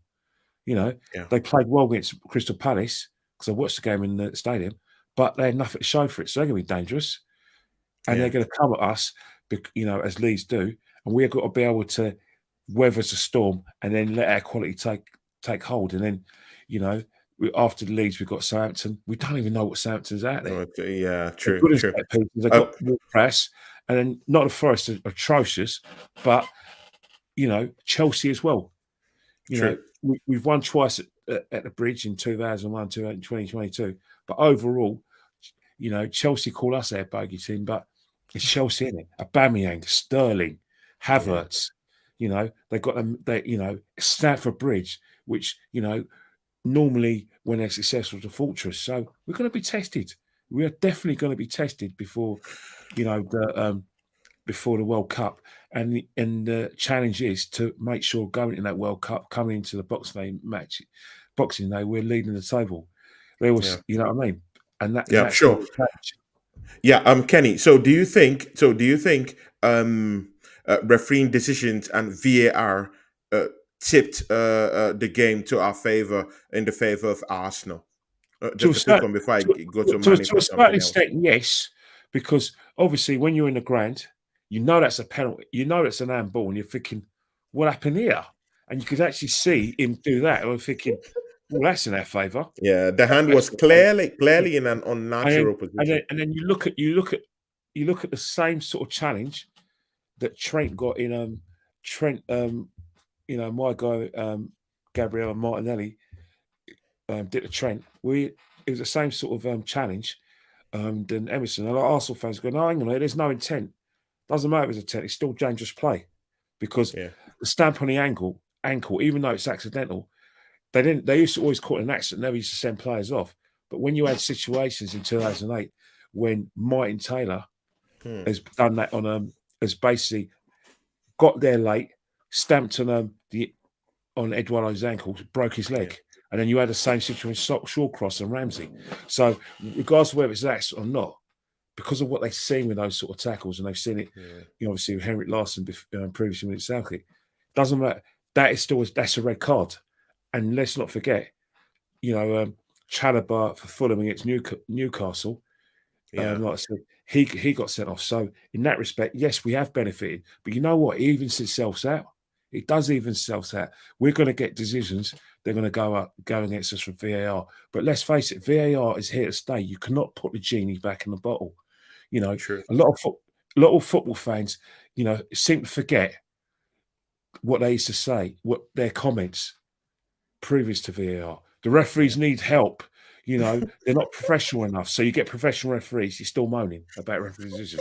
The referees don't are not football's not like like rugby yeah, with the touchline judge yeah, or tennis with the like the bleep or yeah, cricket with like I said, the third umpire, or like the LBW decisions. You know what I mean? yeah, Video yeah, replays. You know what I mean? In yeah, cricket, yeah. yeah, DRS. So football has got their own version of the third umpire and DRS, and a lot of decisions obviously are interpreted by opinion, but they're actually quite Yeah. right. If you look at Saka's first goal, no lines. Next season there's going to be lines in Hmm. terms of that goal could have been offside. An offside Offside. position. So yeah, we did benefit of us, but then again, every team is going to get a decision go for them, and they're going to get a session go against them, and that's the thing with But VA. but anyway, it's good we start benefiting from the Mm. same system that has benefited every other team. No, but Arsenal have been on the we back benefit. end of Sorry, Tom. disastrous decisions from VAR. Yeah, It's only good we have a party, a little bit out of the cake.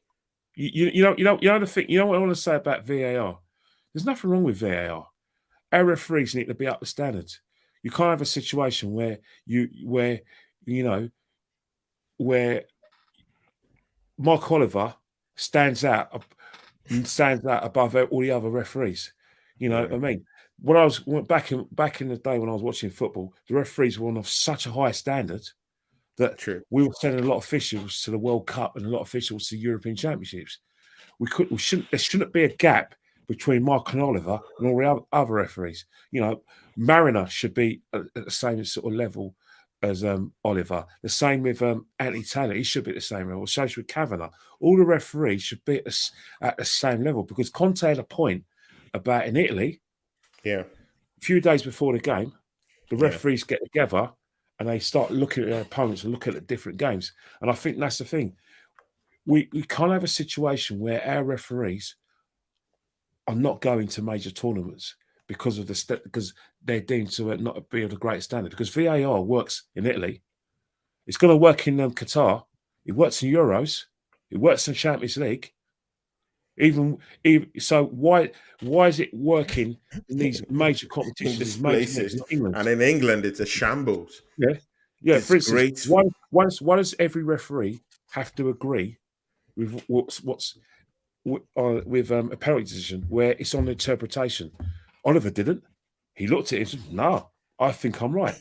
And I think you need more referees like that. The standards of referees have to be. If Mark Oliver's your best referee, then the guy alongside me should be of equal standard. He shouldn't be getting the Yeah, big games. true. True. reputation. Anthony Taylor should not be getting the big games reputation. His other colleagues should be at that standard, and that's the thing. We That haven't had standard. we don't have great referees because simple reason is that I don't know whether it's to do with the training or because you look at it. I'm going to shut up in a minute. Anthony Taylor's from Manchester, yet he gets to manage Man City and Man United. Yeah. Chris Kavanagh's from Manchester. He gets to manage the Manchester teams. How's that? That never happened before. That never happened before. Someone from Liverpool. How's it allowed to happen that Anthony Taylor gets to manage Man City versus Man United or Man United against Arsenal or Man United against Chelsea when he's from Manchester? You try and tell me that that he's a mank who don't like football? Come on. The reason why he's getting these games is because the standards are poor. That would never have happened in the 80s. A manager from a locality getting to manage the other club. Doesn't matter whether he doesn't support them or not. Doesn't work out that. It's like Mike Dean, Merseysider, getting to manage Liverpool. He should be able to do it. Yeah, we know he supports Tranmere, but we still want that kind of neutrality. And we're not going to get that neutrality, but we're having to use their big name referees because the standard's low. Yeah. Okay. Manny, just before we go into the player ratings quickly, we've been talking about squad depth here. Manchester City squad depth, everyone squad depth, squad depth, squad depth. People have mocked us off saying that we have no squad depth. Now, I just want to clearly remind you right now that Eddie Nketiah has scored 2 consecutive goals in the Europa League. Now, why do you need a squad player? You need a squad player to come as a backup, to shore up, positions where our first 11 might, be left wanting. Eddie Nketiah has done that in 2 consecutive matches. Vieira has been able to do that in 2 consecutive matches, including a good showing in the match against Brentford and the one he also scored later on. Do you think that the backup players we have, at least the ones we have for Odegaard, the one we have for Zinchenko, and the one we have for Gabriel Jesus, are scoring and are doing lots of bandage aid, in and about that Emirates Stadium? What do you think? 2 words to answer that question, Tony. Yeah. Thomas Partey. When Thomas gets injured, the party falls flat. Pun intended. And let's take a look at who our backups for Thomas Partey are currently. Sambi Lokonga. Improved a little bit from last season, but there's a reason why I often refer to him as Bambi Lokonga, a deer in the headlights at the worst of times. Mohamed El Neni, currently injured. Decent squad player, but doesn't really offer too much necessarily. We certainly could count on him for some of the bigger games against some really physical teams, but of course now that he's injured, he's out of the picture. And so when Thomas couldn't play against Manchester United, we saw how his absence affected our team. But we also saw against Liverpool how his presence actually made our team better. And Kenny nailed it perfectly. Partey is the real midfield engine, not Granit Xhaka. Partey is the one who enables Xhaka and Odegaard to try and do their thing. And from there, Martinelli and Jesus can do their thing, and Saka as well. So Partey was the one who was breaking up a lot of Liverpool plays, winning some tackles, trying to get things all the way from the back. And he's basically doing now what Casemiro did for Manchester United against Everton. So Casemiro is the type of player who I would definitely have wanted at Arsenal. But, Ten Hag was proactive. He called Casemiro in and he gave him his long overdue start. And he started a bit shakily, but grew as the game went on, won the man of the match award. So I'm not saying that we should have Casemiro now, because you obviously can't buy a player of his experience to have him on the bench. Although if Partey were to get injured and you bring Casemiro in, then Thomas could very well be, Manny, I'm saying that Nketiah is scoring goals, Vieira is scoring goals. We have a Tierney down there. Our backup players, are they poor to you right now in terms of performance? I want a direct answer to this. I'm coming to that. I said that Thomas Partey is a reason why our squad depth deserves to be mocked, and rightly so. Yeah. Let's take a look at our left back. No complaints about there. We've got strength and depth. Zinchenko, Tierney, and we now know that if the situation demands, We Tomiyasu can have a certainly play. Tomiyasu. He can certainly play a similar role to that of Dennis Irwin for Manchester United, who was a right-footed left back, and I believe in the 80s teams on the Terry Neal, if memory serves me right, there was left back, the Arsenal left back. I don't remember his name. He was actually right back. I mean, at the time, he was shifted into playing in the left back for the very reasons that Kenny said. Because Yeah, obviously, if your left-sided wingers and attackers want to attack a lot more, you don't want to be want people to be isolated. You had to provide some defensive solidity. So we do have strength in depth there. Ben White is not a natural right back. We bought him from Brighton as a centre back. And the only reason why we've started him at right back against Crystal Palace is because Tomiyasu was injured, and I think Suarez was not considered to be good enough, or maybe he was carrying an injury. I don't know. It's serendipity. White has started out the season quite well. But if there is another game where he ends up, being found out and exposed, what happens then? Where's our backup right back? We got rid of Bellerin. We ripped up his contract. He went to Barcelona just like Aubameyang did last season, and he played in a few games. Now that poor bloke's injured, but at least he's enjoying himself. At least in central defense, we do have some what you would call depth in Rob Holding and maybe one or two others. But in some of the more pivotal positions, our squad depth is lacking. Now I'm going to come to the attackers. You mentioned Fabi Vieira. Yes, yeah, he's a yeah, good backup. Yes, he has a sweet left foot. In fact, there are some people who are claiming that given that Odegaard hasn't really been able to get into the game on many occasions, aside yeah. from a brilliant pass to Saka for that first goal, he never really imposed himself much on the game. And he's never going to be that type of number 10 like a Dennis Bergkamp, who, despite looking a bit slight and frail, had that talent and ability and that knack to weave his way round some very physical midfielders and defenders and get behind and score some goals. That peach of a goal at St. James's Park in 2002 being a case in point, as many others. So we need to expect a little bit more from Odegaard, but of course, because he's captain, Arteta simply can't drop him and make Fabi Vieira start. And now let's come to Edward Nketiah. Yeah. 2 goals in 2 Europa League games against Zurich and Bodo Glimt. 1, let's see how well he performs against PSV. 2, because he starts and because he doesn't have the ability to play as a lone strike up front, Arteta has to switch the system to a 4-3-3 to get him to play. And he will do well in the Europa League. He has done well in the EFL Cup, where he scores goals, pads his stats, and every time wheels away calling the Ghostbusters.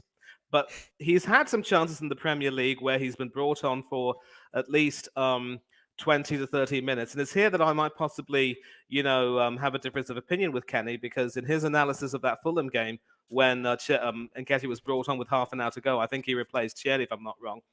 Yeah. Kenny was complimentary about Nketiah, saying that he lent a lot of impetus to the attack. And obviously, when you replace a defender with an attacker, you get that more of an impetus. But one thing which grated for a lot of us was that he also had some chances to, score, to take a shot and score, and he wasn't quite able to take them. And it's one thing to pad your stats in the EFL Cup and the Europa League against some teams which, quite frankly, let's be honest, aren't at our level. But in the Premier League, when you do have, But then it's you not can like only beat the teams that are put in front of you. I get Like that. I this get that. I get that. criticisms. Having said that, it's one thing to say that he was only given about a 5 or 10 minute run out, and he wasn't able to take his chances. I'm not going to say that, because that wouldn't be fair. But if you have a 30-minute run out, you get into the game and you do get some chances, you've got to try to work to take more of your chances. And of course, last season he scored against Chelsea, he scored against Leeds. He was missing when we needed him, and then he scored against Everton. And that's another reason why a lot of people think he isn't quite good enough, because those 5 goals were the exact same number of goals he had scored in Premiership games until then. He doubled his tally in those few games. So his overall returns have not been good. And if we were to give him a chance, if, God forbid, Jesus or Martinelli were to get injured and he sort of flatters to deceive, can we really, really be happy with that? And that's one of the reasons why it is important to have squad depth, because remember, my dear friend, we are going to be having, after the World Cup or around the World Cup, a huge influx of games, a huge glut of games in all these competitions. And that is when our squad depth will be tested. We will have players who can't take the pace. We will have players who need to be rested.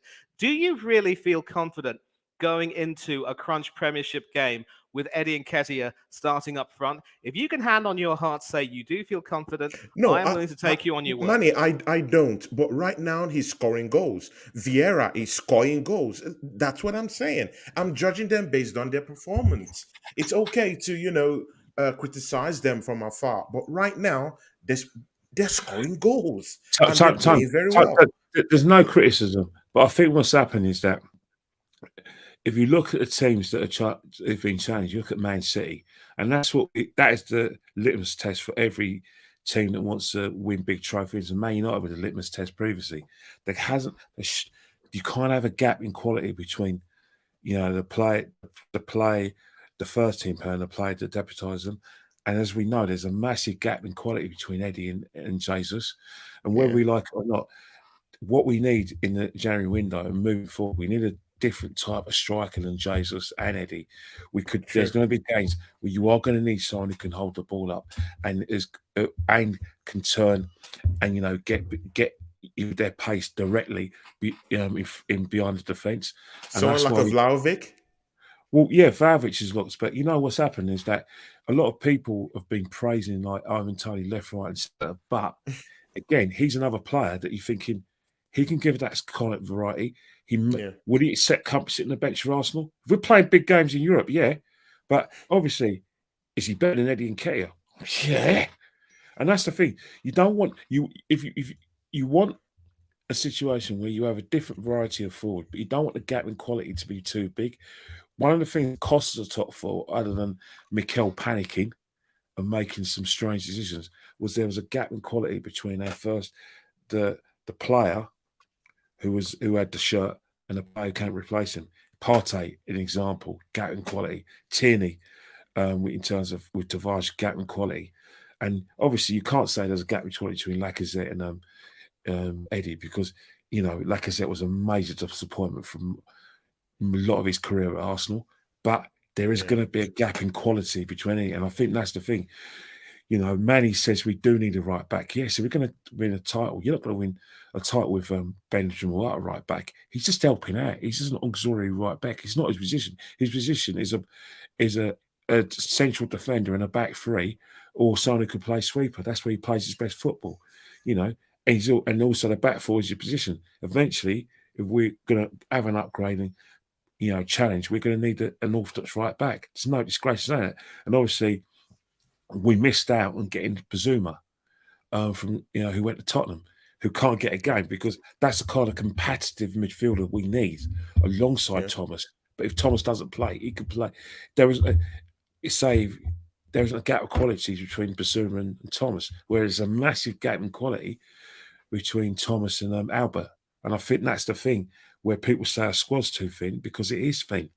You can all quote Pep and say, I like working with big squads.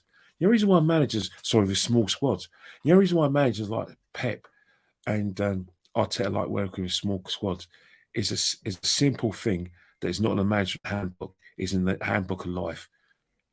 We do not want confrontation. We do not want players to knock on our door and ask why they're not playing. We want to try and keep everyone happy. It's easy to keep people happy when you've got a smaller squad. But in a 38-game season, and you've got to remember now, since lockdown in June 20, since Project Restart in June 2020, the amount of games we've played without rest has been inhumane. Trust me, what we saw of Eriksen in Copenhagen, we're lucky it was only him. And thank God he's playing good football. But if we carry on like we are with the amount of games, with small squads and having a lot of depth, we're going to see more Christian Eriksens. I'm not trying to, be someone who's like someone heretic. It's just a fact. Fact. You know what I mean? Yeah. Your body cannot take that amount of punishment. Yeah. Especially with the pace of our game, the velocity, especially where everything's done at pace, and the way they're playing now, footballers now are actually judged on what they do off the ball and on the ball. They're athletes now. What's Arteta say? I refused to watch them All or Nothing, but I did see one extract. If you lose the ball, you must run. You must run. that is modern football. You must True. run. You You watch. must You run. go games. If you guys go to the Emirates, you'll see Arteta and having a go at player who's not running Yeah. to come close the ball down. Yeah. You know what I He mean? had a go at Nketiah as well, didn't he, Kenny? Yeah, I saw him True. having a go True. at Kentucky. True. I was watching it. True. He used to always have a go at have a go at Nicola Pepe every game, home and away. We used to see it. Okay, guys, you know what? We have Kenny Ken here. We have another Titan here, Manny, So it's always going to drag long. 1 hour, it's not just okay, to put these two Titans in one program. I'm just grateful I have them here. We'll just go to the player rating so that we'll just say Okay. our goodbyes and just enjoy and, go sleep and, wake up on Thursday again and watching KTS score more goals. Uh, Manny's not happy with that. He's not happy with that. Okay. No. You saw me laughing. I'm okay. I'm okay. Listen. I know Listen. you're okay. I know No, it's listen. okay. I know it's Yeah, okay. yeah. I'll say what I want to say later on. Don't worry about it. Okay. Come on. Yeah. Okay. We'll start from Kenny Ken. You can only do justice to this. So you start Manu second, then me third. I don't mind. You guys are legends. Hang on here, Tone. You don't get a player rating. We're the guests. It's our player ratings. You just Okay. Yeah. Just no, you don't pinpoint get a it, player right? rating. Oh, You don't get okay, a player okay, rating. It's us. okay, You okay. know, Kenny Ken will start for us. So Ramsdale. I'm gonna give Ramsdale 7 because he made some Mm, crucial saves at the crucial times, and his handling was really good from set pieces. And one thing he does is that a number one is not just someone who can who's good at taking crosses, good at shot stopping and keep getting the angles right. Is a leader and someone who exudes confidence to his defence and exudes confidence to the team. And he did that, and he's been doing it since he came to the football club. It's a credit to his family and credit to profession. I'm giving him a 7. yeah, yeah. Okay. Manny. Okay. I'm sorry. You're not Spossy. I'm not saying that Nketiah is the best striker we should have, but I'm just saying that we need anything we can get right now for our squad players. That's all I'm saying. Is it the best person for our first 11? The answer is completely no. Do I need another striker? The answer is yes. But right now, do we have that? No. We just have to make use of what we have right now, and that's in Kitty Catty, you call him, and he has been scoring goals. That's just all I'm saying. So I will go to you, Manny. Ben White. Benjamin White. Well, I think Kenny and I can agree that he is an auxiliary right back, and he really was a sort of shoehorned into the position. So the fact that he has now been performing well is really serendipitous. But I have to give credit where it's due. I think ever since he's come in, he's looked a little bit more assured in recent games, and obviously seeing him being able to overlap now, he seems to understand how to overlap. And this game, I had feared that he would be under pressure from someone like a Diaz or maybe even a Yeah. Jota, but he more than held his own. So I would be willing to perhaps give him I'd say a 7 too. I'd say a 7. I don't want to be too, generous with him because I think there are still some aspects of his game where he could possibly improve. And I think the big problem I have with White playing right back is that in the beginning, Saka was put under more pressure, having to look back over his shoulder because White wasn't naturally disposed to playing in that right back position. But now I think Saka feels a lot more comfortable. So, yeah, I think I'll Yeah. give Ben White a 7. I don't want to be too generous, if you will. Yeah, I think that's all right. The big one. William Saliba. Saliba. You know what, William Saliba? It's just remarkable.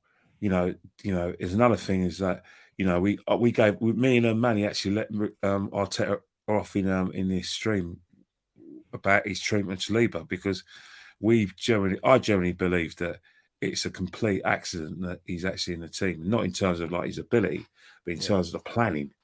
There's Hmm. no way anyone's going to convince me that the first choice centre half pairing wasn't Benjamin White and Saliba. But what he's Exactly. done Exactly. fantastically, he's moved Benjamin White to right back, and he's basically relegated Tommy Asu to the bench, and it's his performances that really shout. Yeah, he did have a sort of Trent Alexander moment for the second goal, but apart from that, poise on the ball, positioning, strength. You know, like I said, winning his headers. The guys are. I just hope nothing. I just hope that he gets a situation where he doesn't get complacent and rely on his pace like Gabriel does. But for me, I'm definitely going to give him a 7 because I thought it was Yeah. a very good performance. Very pleased with him. Yeah. But if a Ben White is getting a 7, I really do think that Saliba should be getting an 8. Well, not really, because there were other players who excelled a bit better than those two. So let's get replay ratings. Wait your Yeah. turn. Yeah. Yeah. Okay. This one right here, Mane. Um, Yesterday he was extremely shocking. He has been shocking. See, I have as a policy here, that criticism should be taken in a very, very constructive way. I've said this time without number with you, Manny, when me and you talked to Ryan, my partner, my business partner. Uh, Gabriel Magalhaes, this guy. What happened yesterday, and what scores would you give to him? Shocking defending, shocking. I think Tony, the big problem with that Gabriel has right now is that he doesn't seem to feel the pinch of competition because now he knows that he has a secure place in the team because Rob Holding is really only coming back. People still have pretty poor memories of Holding getting sent off in the North London derby. But this season, the reason why I want to be harsh on Gabriel, and I think this sort of segues back to my earlier description of Saliba and my comparison of him to David O'Leary. I hope. Would you agree with me on that, Kenny? Do you think he reminds you of David O'Leary? Yeah, to a certain extent, because players like O'Leary, like O'Leary, Mark Lawrence, and Hansen. One of the thing about that is that they were so good on the ball and so Yeah. intelligent. The thing, they didn't have to make a tackle, and that's Yeah. one of the things. When a defender's low making tackles, it's because Yeah. it's not Stitch. It's because he's out of position. So his position is so great that he's actually shepherding these forwards away from danger, or he's getting in Yes. front of them with his pace and power and robbing of the ball, not Yes. having to make tackles. And I think that's one of the things we do like about Saliba, and we liked about O'Leary, liked about Mark Lawrence and Hansen, was their ability to read the game and their great positioning, but on the ball, they're good at coming out with the ball. And I think, it's obviously too early to talk about O'Leary, but I do see the comparisons is that Yeah. you want your defenders to do that. You want your Exactly. defenders to, have a shower because they're sweating, not because they've got mud in their knees. You know what I mean? So Yeah. I do like that comparison. But in terms of Gabriel Magalhaes, he's now into the veteran mode where he's relying on his pace to get him out of trouble, and that's a Agreed. dangerous And defender. agreed. Shocking defending yesterday. Yeah. Yeah, and the worst part about it is that the big problem that Saliba has is that unlike an O'Leary, unlike an Adams, and unlike the other members of the back four, as I've said, Saliba does need to have a little bit more in terms of that leadership from Gabriel because he is now, for what it's worth, the most experienced member of that back four. Probably by accident. And so to have him not being in the best of form, it could possibly have a knock on effect on Saliba. It could have a knock on effect on maybe the wing backs if we're not careful. So Gabriel does have to step up his game, as I've said. Otherwise, his position could be in trouble. And certainly, he was found wanting for the first goal. Should have done better on more than a few occasions. I will give him some credit in that he did improve as the game went on, but still, we have to expect better from him, and I think Saliba deserves a lot better. Um, I'm tempted to give him a 5, but I'm worried about whether or not that might be a little bit too harsh on him. Having said that, I think given how long he's played in the Premiership, given the responsibility he certainly has, I think we have a right to expect better from him. So maybe a 5 would be a good rating for him. It might just tell him, look, you've got to do better. We need you to do Yeah. better. If it's me, I will give him a 4. Of course, I'm not in the jury here, but it's absolutely shocking defending yesterday. He wasn't aware of anything. His hands were, stuck out in very, very unnatural positions. His aerial awareness was zero yesterday, zero IQ yesterday. Uh, I don't like criticizing players, but yesterday was shocking, absolutely shocking from this guy yesterday. But I'll let that go. Tomiyasu, Tomiyasu. You know what? I was completely against his team selection at left back. I thought it was a very negative thing to do. But one of the things is that you get when your horse is for course, you have to justify his team selection, and he justified it. Good evening, Bagav. Bagav, you're welcome. He supports me all the time, Bagav. You're welcome to the show, How Bagav, you when doing, we're mate? already How you going. doing, Bargaff? Bagav, we love you. We love you, man. We love you. Yeah.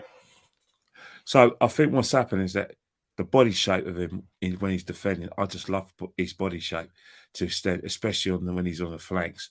And you know, he neutralised Salah. He was able to cover for Martinelli when he went walkies a bit, and when Trent was threatening to get down that right hand side. And I thought, for me, that's an 8, because of the fact is that if he doesn't have a good game and he doesn't do his job, the game plan doesn't work. And Liverpool, you know, you tend to think, oh my God, those 4-2-4. Then they've got Trent as well in the overlap.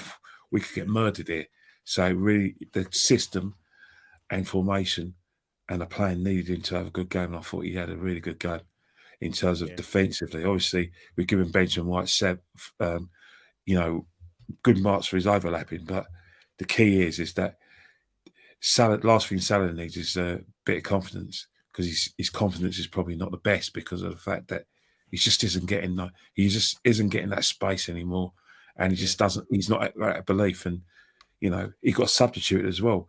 It's always great when the player that you're marking out the game gets substituted. Feather in the cap.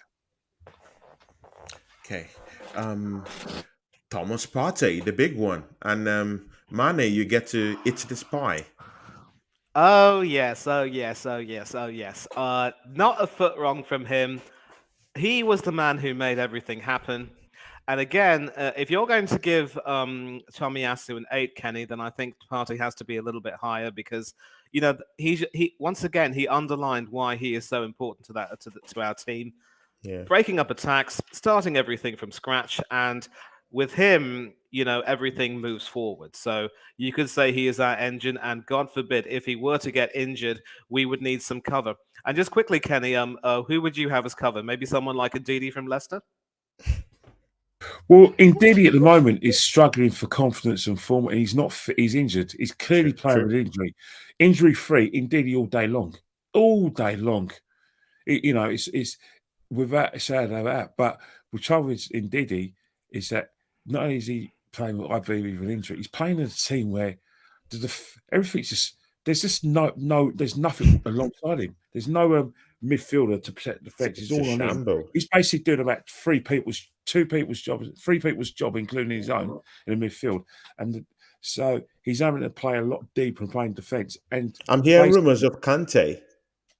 Well, the thing with Kante injury free for me is one of the best midfielders in world football. He's got 3 lungs and three lungs, or if you want to call them lungs, 3 engines. But injuries of basically curtailed the ability to select him in big games, and also his effectiveness as well. So a fit a fit N'Golo Kante is everything Thomas Partey will want to be, because that's who Thomas Partey should aspire to. It's in, but maybe in a year or so, when Thomas Partey is fully injury free, you think Thomas Partey is good now. You're going to see an even better Thomas Partey. At the moment, he's justified. But again, I do think that Thomas Partey is more fluid and more liquid than a Kante. Yeah, to a certain extent. But Kante on form and Kante without injuries can give you, if you want, he can hold, he can play in the midfield where he can pass the ball, and he can get in that position where he could be that surprise anchor midfield. That not only is he the anchor in a sort of midfield sense, he's one of those persons that you don't see come in the box, to make surprise runs or get in positions where he can score goals. That is his strength, especially when he in that season under Conte. So Conte at Chelsea, that season when they won the league, a lot of it was down to his, Kante was a pivotal figure also alongside,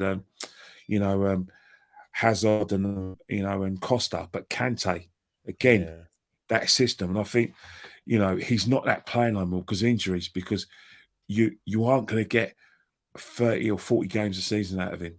Yeah. And understandably so, Kenny, back he's I've just only there. asked you a question. What do you guys believe is Partey's ceiling? Oh, Partey's ceiling can go higher than what he is now. Back If you have you keep got him your injury, answer? if you keep him injury free, Agreed. we're talking Partey's level. Totally agree. Trust me, that money we spent on from Atletico Madrid is a bargain. It's a bargain. When you saw a lot of people, like what's that? What's it? One of those sort of rappers coming out of retirement who had a one hit wonder. I could see why they had the song because he's that great a player. He's really a great Exactly. player. Exactly. Exactly. Worth the money we spent on him. And of course, if we hadn't have sold Emiliano Martinez, that transfer might never have happened. But back to his rating. If Tomiyasu gets an 8, Partey has to get a 9 or an 8.5. 9 for you, Kenny? Tommy, I'm going to say one sentence. Thomas Partey is our team. 9 it is. No, I totally agree. Anything that appeases Thomas Partey, I'm in it. This guy's absolutely tremendous and awesome in our team. What he brings to the table, I cannot utter. Okay, this is a big one. Granit Xhaka, and it goes to you, Kenny Ken. It's a tasty one. Grant Xhaka, praise Xhaka. Grant Oh my Xhaka God. has been fantastic, and I don't recognise this player. I really don't recognise him, but he had a good performance, but not what the great performance he had this season. He was prominent when we were in the attack and being that spare man. Where because Tomiyasu isn't going to give us that width on the left, he decided and using his brain to give us that width. But when Liverpool play with that 4 in attack, he was one of the players that were out of position and struggled a bit. So I'm marking him down now. I normally give him 8s, but I'm going to mark him down by one point and give him I'm going to give him a 6. I'm going to mark him down a bit because I thought that it wasn't of the standards that he's produced all season. Yeah. Okay. Do you agree with that, Manny?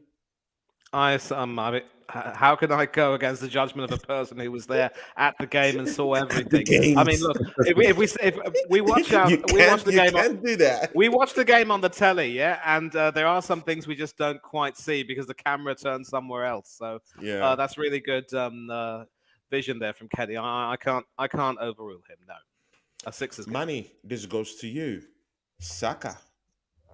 Ooh, Saka. The Saka. star boy.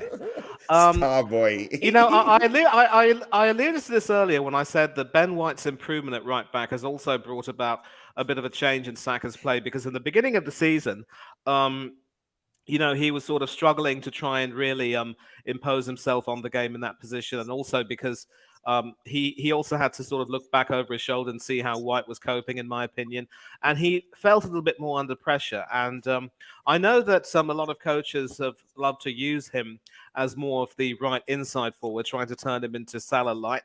But I've also seen quite carefully that sometimes when he runs as well, he doesn't he doesn't quite get that turn of pace. I mean, not that turn of pace, but that turn easily where he can sort of pivot and shoot very easily on his left foot. Nicola Pepe was able to do that, but Saka has sort of struggled with that. And I've often seen, and a lot of fans have seen, that his best position would be really on the left when he, plays as a winger in a 4-4-2, for example, overlaps with Martinelli, and that's when he plays his best football because he can go onto his left, he can shoot, he can score, he's happy as a clam. And when he started playing for England, that was more or less his position. Now that though he's on the right, and I think he's trying to be used as more of that inside forward. In this game, he actually looked very, very comfortable. And of course, the 2 goals he scored, one of them being the penalty, and of course, the other one being in the right place at the right time, evading his marker. How can you mark a boy like him negatively? There's no way you can do that. But obviously, I would like to see a little bit more in terms of being able to try and really get in a lot more, trying to be able to shoot a little bit more if possible. Because I mean, I realize you can't compare him to Mohamed Salah, but if you want to use him like a Mohamed Salah, then maybe you've got to try and encourage him to do a little bit better. Of course, if I were Mikel Arteta, I wouldn't even think of putting a boy like him on the right. But what do I know? So an improved performance. He looked energetic. Not really much wrong. I think later on he might have committed a few fouls, but on the whole, you cannot really criticize the 2 goal performance and a Yeah. good display. 8 for me all day long. Just below Me, Thomas me, Partey, but an me 8. too. I totally agree. Kenny Ken, Gracie May, she's an associate of yours, Mm, and a big friend of this show too. She came here last week. mm, I think she came to the Ryan and Claude show. It's a separate mm. show I have with my business partner Ryan Maguire, and she had choice words for Saka this season. Well, yeah, Uh, yeah, but she I had think choice words for him. yeah, me and Grace spoke about I that. disagreed with her. I know what she said because you were in a show with us last week, and we've been on a show. I understand fully where what's happening, her points, because Bukayo Saka, in terms of the standards that he's set, where because of Mikel's situation where he was playing on counter attacking, is trying to make us more compact Yeah, and play a counter attack.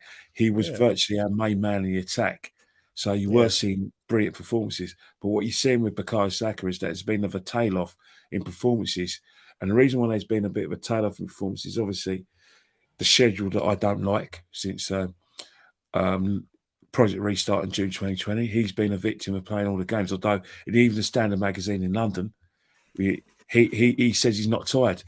But another thing, the reason why you don't see the best of Saka is because since pre-season, the team's kind of formal attack. We're getting more bodies forward, so we're playing True, down the left-hand side more. From where Jesus cuts in from the left, Martinelli's always on the left, and then you've true, got Chenko Tini playing. So most of our good football is coming down the left-hand side right than before. It was down to Saka, give the ball, Saka win the game. So he hasn't been able to get in that team a lot. But what true. we have seen from Bukayo is that there was an improvement. Even though he got his goal against Man United, the actual improvement was where Spurs last week, where Yeah, yeah, there were situations where he got a bit excited. He was cutting in and running into a brick wall, but he was on his game, and he took that kind of passion and like I said, the willingness to actually take the game by the scruff of the neck into the game against Liverpool. So the slight improvement we've seen for Bukayo started last week against Spurs, but the team's is moving us slightly away from Bukayo, where sometimes you've got to switch for the left to get into the game. So, fatigue plays a lot in it, but he hasn't been playing of the high standards he was in last two seasons. That's just factual. So Gracie Mo's got a great point there. But a lot of that's to do with the team moving away from in terms of a sacking sense, away from Bukayo and more centralised towards Martinelli and Jesus. yeah. Because I did say that Saka scored lots of goals last season. I did tell Gracie May that he has been carrying that team on his back since last season. I'm not saying he deserves to have a little bit of a breather, but I'm just saying that he has been overused, overworked. There's an extent to which a horse, can go and take water from the stream. Who do I blame? I don't blame Saka.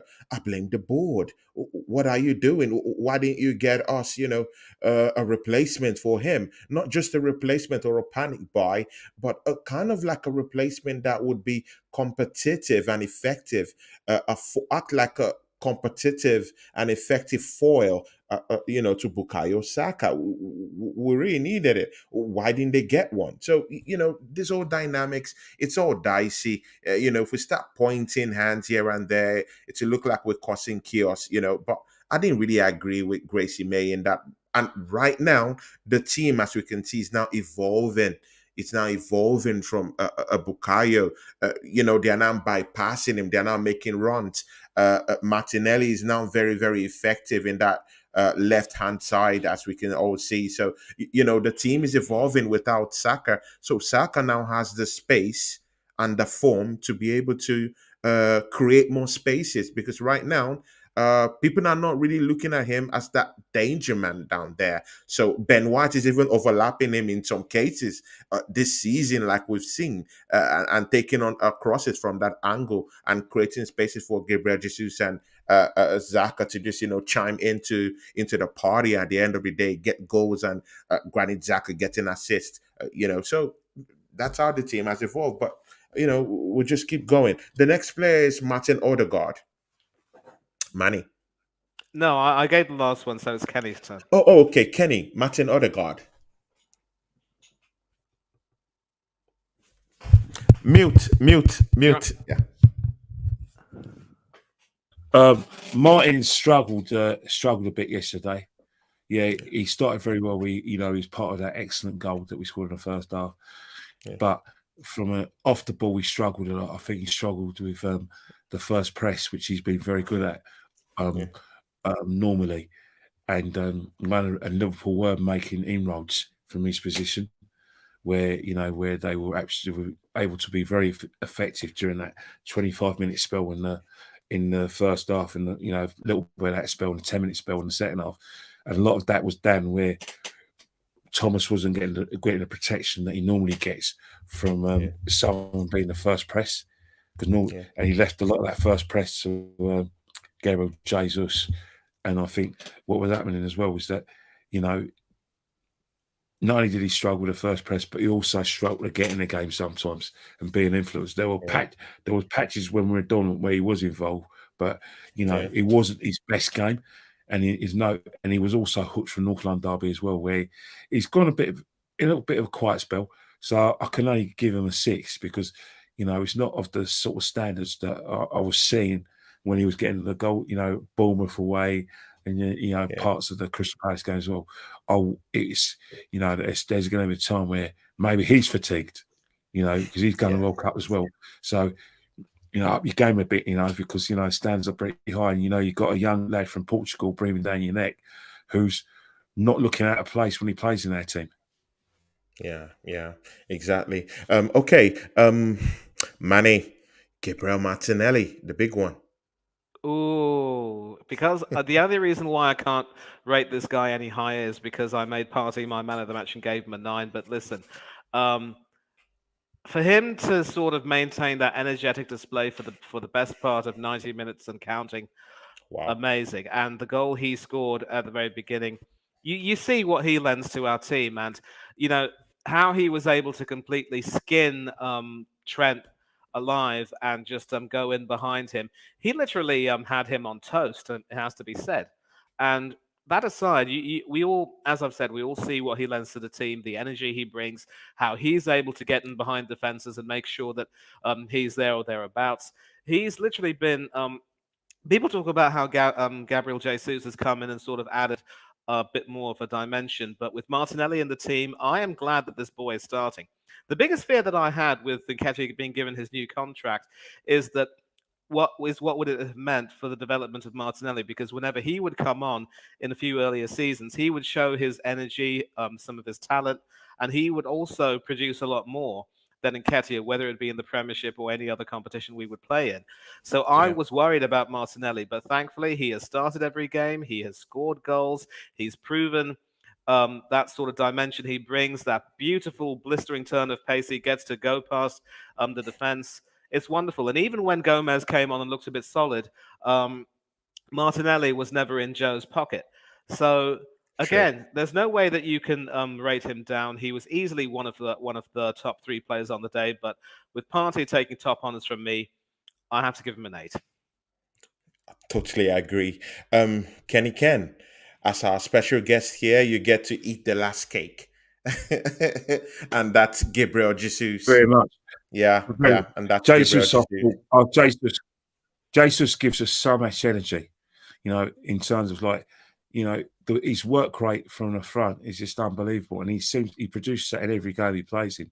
It's very hard to give him to mark him down, but because we've given marks to 8s and 9s to certain players, I'm going to give him a 7, but a high 7, because I thought the way he led the line was just unbelievable. And you know what? You've seen the best out of Martinelli because what's Yeah, happening is that he's getting support from Jesus and he's getting space created in by Jesus.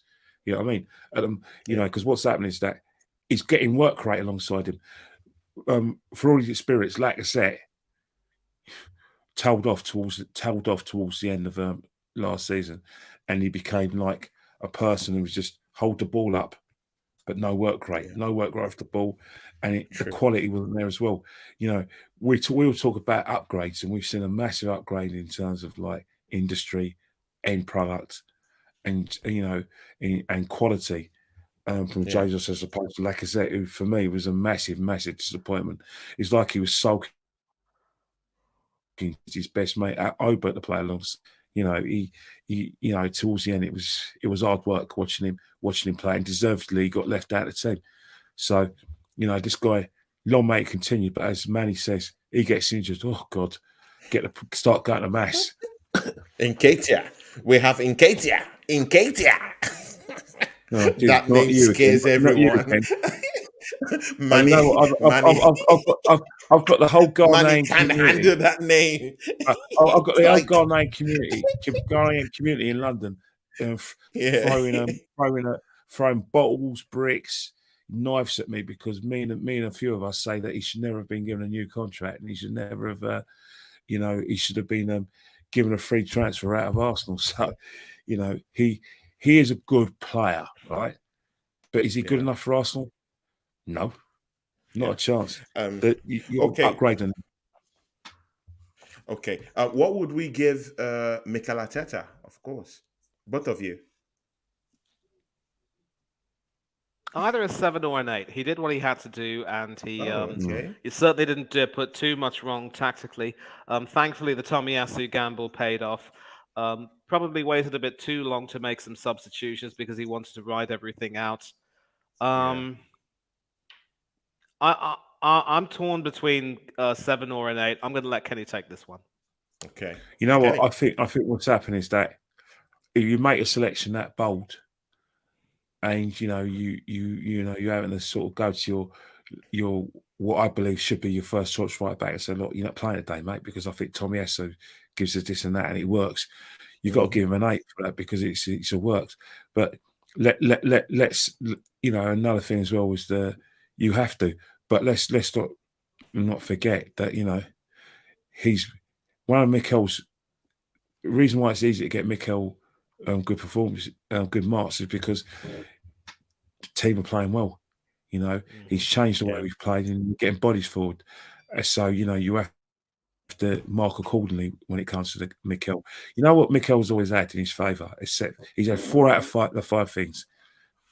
Um, you know, support from the crowd, support from the fan base, support from the players, support from the boards, and support from the media. But he hasn't had results.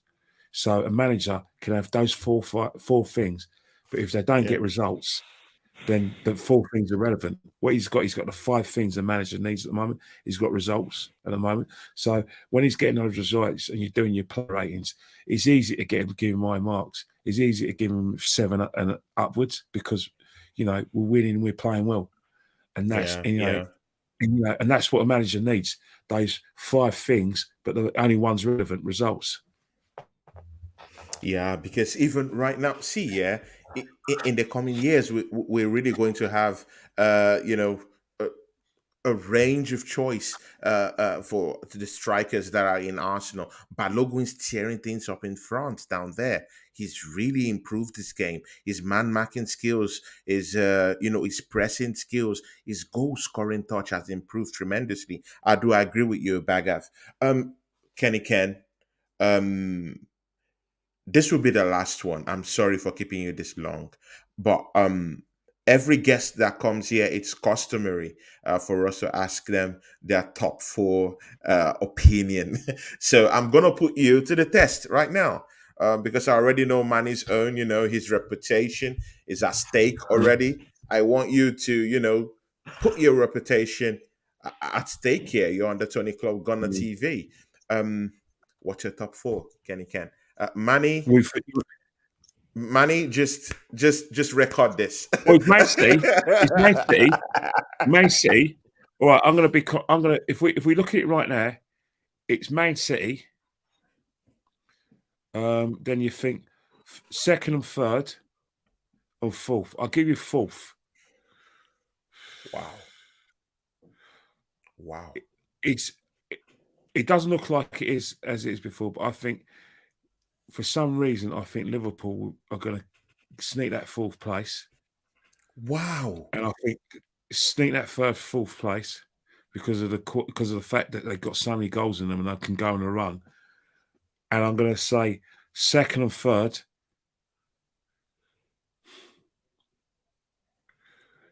If we overcome Spurs at White Hart Lane, Yeah. and get better results against Man City, second will be ours.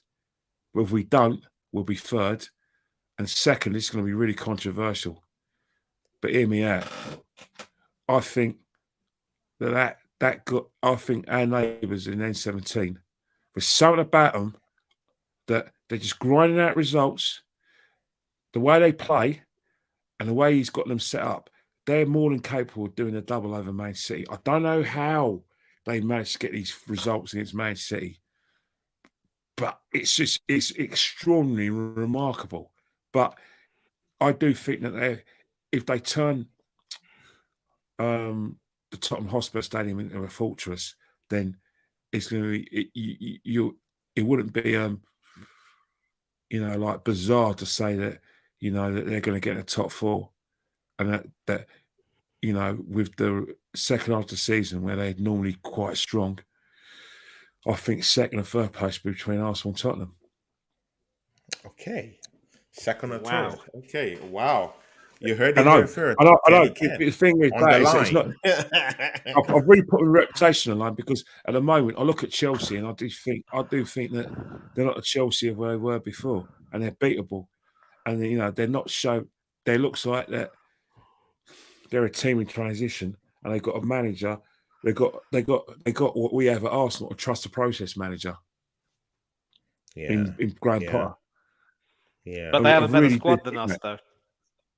They've definitely got a squad, but again, it's a situation where the noises coming out at Chelsea are not noises befitting of Chelsea under Abramovich. There was none of this. Oh, yeah, take your time. Let's trust a bit of a process. If you don't get the top four done when you think that's okay, because we want you to build Yeah. something. Abramovich didn't come out rubbish. I mean, even with Vias Worsh, he came out. He said something a little bit similar, but the senior players weren't having that, and they got rid of Vias Worsh. Yeah. At Chelsea, Yeah. who've been there for years, to cause Graham Potter problems. And Bamiyang's just a newbie. So really and truly, just like Lampard was the trusted process manager until things got that bad, it's you're on your bike. I do think that Graham Potter's a trusted process manager at Chelsea. That's no insult to Chelsea, but there does seem to be a transition phase at Chelsea where I think Todd Bowley is seems to be saying that, but be an absolute idiot if that's what he's going to go by. Because one of the reasons why Chelsea are successful is because they win things. The reason why they get sponsorship, the reason why Chelsea and City get sponsorship is because of their success on the pitch. Because traditionally, and I'd say this respectfully, if you think about the clubs in the Premiership before the big boys came in, they weren't the kind of clubs that were getting the sponsorship from overseas fans. It was normally Arsenal, Man United, and Liverpool, all because of their reputations. So, as I said before, you do have to, understand that Chelsea and Man City, commercial dealings and aspects is very much based on their success on the pitch. And Todd Bowley will be a fool not to recognise that and ignore that. Yeah. Craig, I think you have to go back and watch the program again because Kenny Ken handled this question. Him and Manny, they handled it in the first part of this show. So you have to go look at that because Manny asked that question. See, guys, Kenny Ken, Thank you very, very much. No, I'm enjoying You myself. You know, know, like I said, it's good. We, yeah, me and Manny, yeah, like I said, me and Manny speak all the time, every day. Like true. I look at football and sports stories, and I think, hang on here, something's not right here. I look at the headlines and just BS. I mean, you know, Graham, you know, like Cooper getting a 3-year contract. Everyone in football knows that's to tie him down, not to tie him down. That's to get some sort of compensation in case, True. you know, in case you know, Southampton come knocking, and the Nottingham Forest owner says, right, give me 1.5 million pound in compensation. You know, Yeah. Exactly. you know what I mean? So yeah, yeah. Kenny Ken, please, thank you very much for coming to grace Mm, this show. And I hope that with Manny here, who is also my friend now, I've mm, just known him and he's been a tremendous person. And of course he's here helping me out, without him, it would definitely. have been yeah, yeah. So, I would like to keep having you on the show. Oh, yeah. Yeah, I'm not. you know. Believe it or not, I'm not difficult. I'm not very difficult to track down. Nope. Yeah, yeah. So me and Manny will really want you here once in a while, and anytime you can come around, you can Thanks a lot. just Thank you. I take enjoyed this myself. Yeah. as your second family, because I know you have your first family, the Jez and Oh, who's that? Is that Gracie a geezer? Mays and Is that others. a blondie in Spain?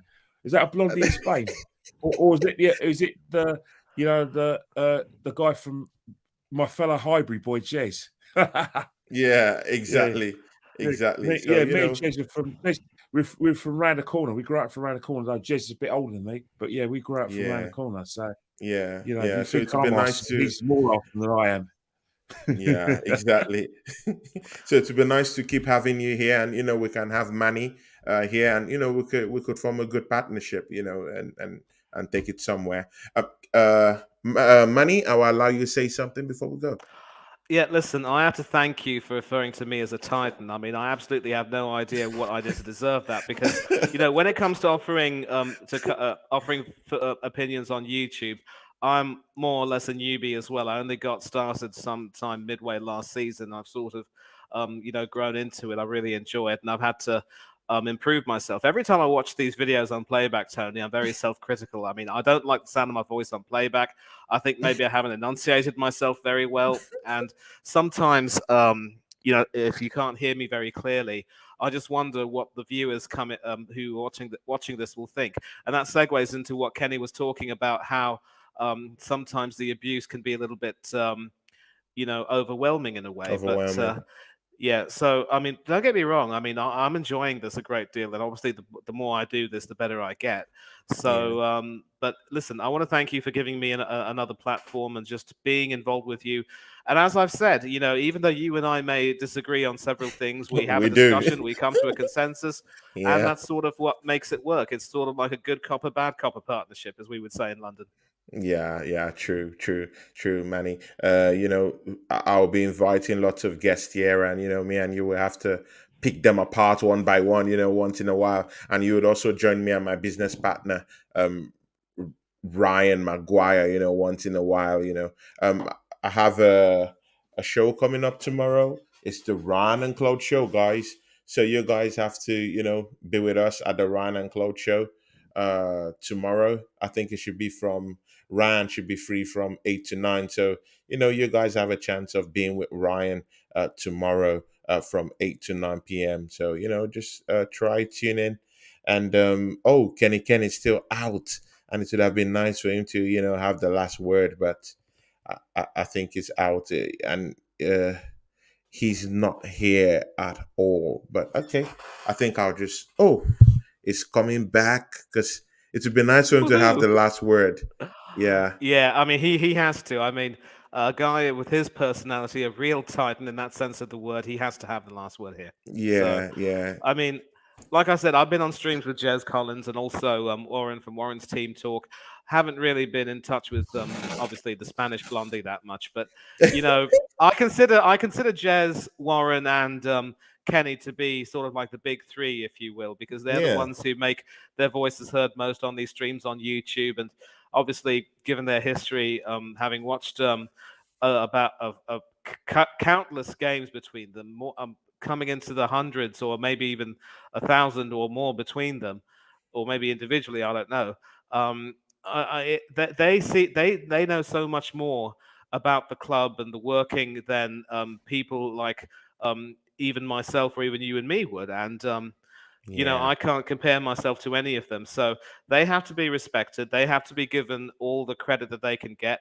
And to finally have a streak with him, it's sort of completed the circle. So thank you for bringing me on. And hopefully, if Kenny's back, um, Yeah. I think his internet's still having some problems, but Yeah, I think hopefully it's having some problems. yeah, hopefully he'll watch this on playback. And let me tell you, Kenny, sir, it's been a pleasure as always. And It's every been a time I pleasure, speak to Ken. you as well, interact with you, it's good fun.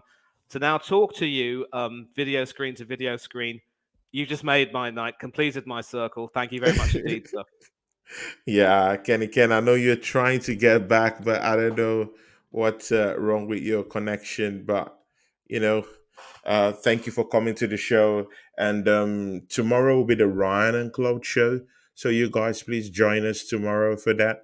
On Wednesday, I resume hostilities with Northside LDN on his channel. So it's a weekly one. Ooh, Yeah. yeah, It's a weekly one. So, should he's be my fun. brother.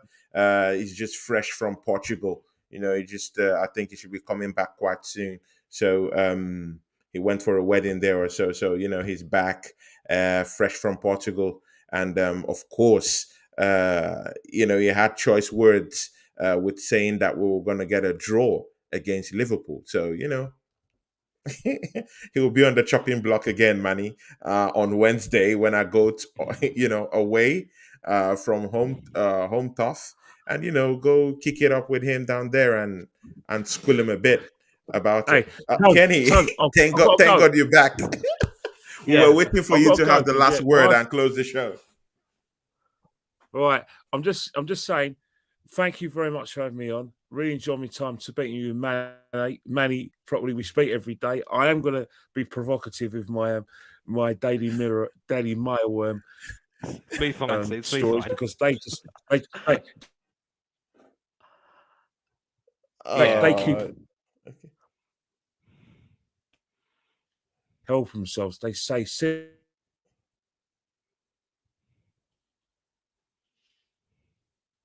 yeah, his internet is really bad. yeah, but we got the message. I think he has to leave right now. So once Yeah, again, maybe he'll watch this on playback and he'll see the whole on thing. So playback. I Yeah, mean, at the exactly. end at least, wherever we can hear him. So once again, thank you, sir, and Tony, brother, it was terrific. Loved every minute Yeah, of it, it. it Glad I was was it on. was terrific. Yeah, yeah. Yeah, So yeah. So I would definitely want him to come back again, so that probably this time he will be able to end the show with us in a proper way. So maybe I would look on to like maybe bringing in maybe next week. But if you can still join us, maybe later on, maybe in the weekend, it would be good. And he just sent me a message and he said, "Speak soon." So of course he's got the message. The Of course his internet is acting up. So Manny, yeah, thanks. I'll see you within the week. I think absolutely, sir. maybe Thank during you. our match against PSV on Thursday. Maybe. I mean, I'm actually doing a watch along for that, but I could pop in for a Oh, reaction video. a So reaction, we'll yeah. see how that goes. We'll see how that goes. And Yeah. is he coming back now? I don't think so. So No, I don't think um, so. I don't yeah. think so. So whatever Yeah. it is, I'm gonna have to pop off. I've got another thing to do. But once again, thank you. It was wonderful. You made my Monday. Thank you very much, Manny, and we'll see you soon later this week. Thank you very much. Have a nice day. Cheers, mate. Thank you. Yeah. Cheers. Yeah.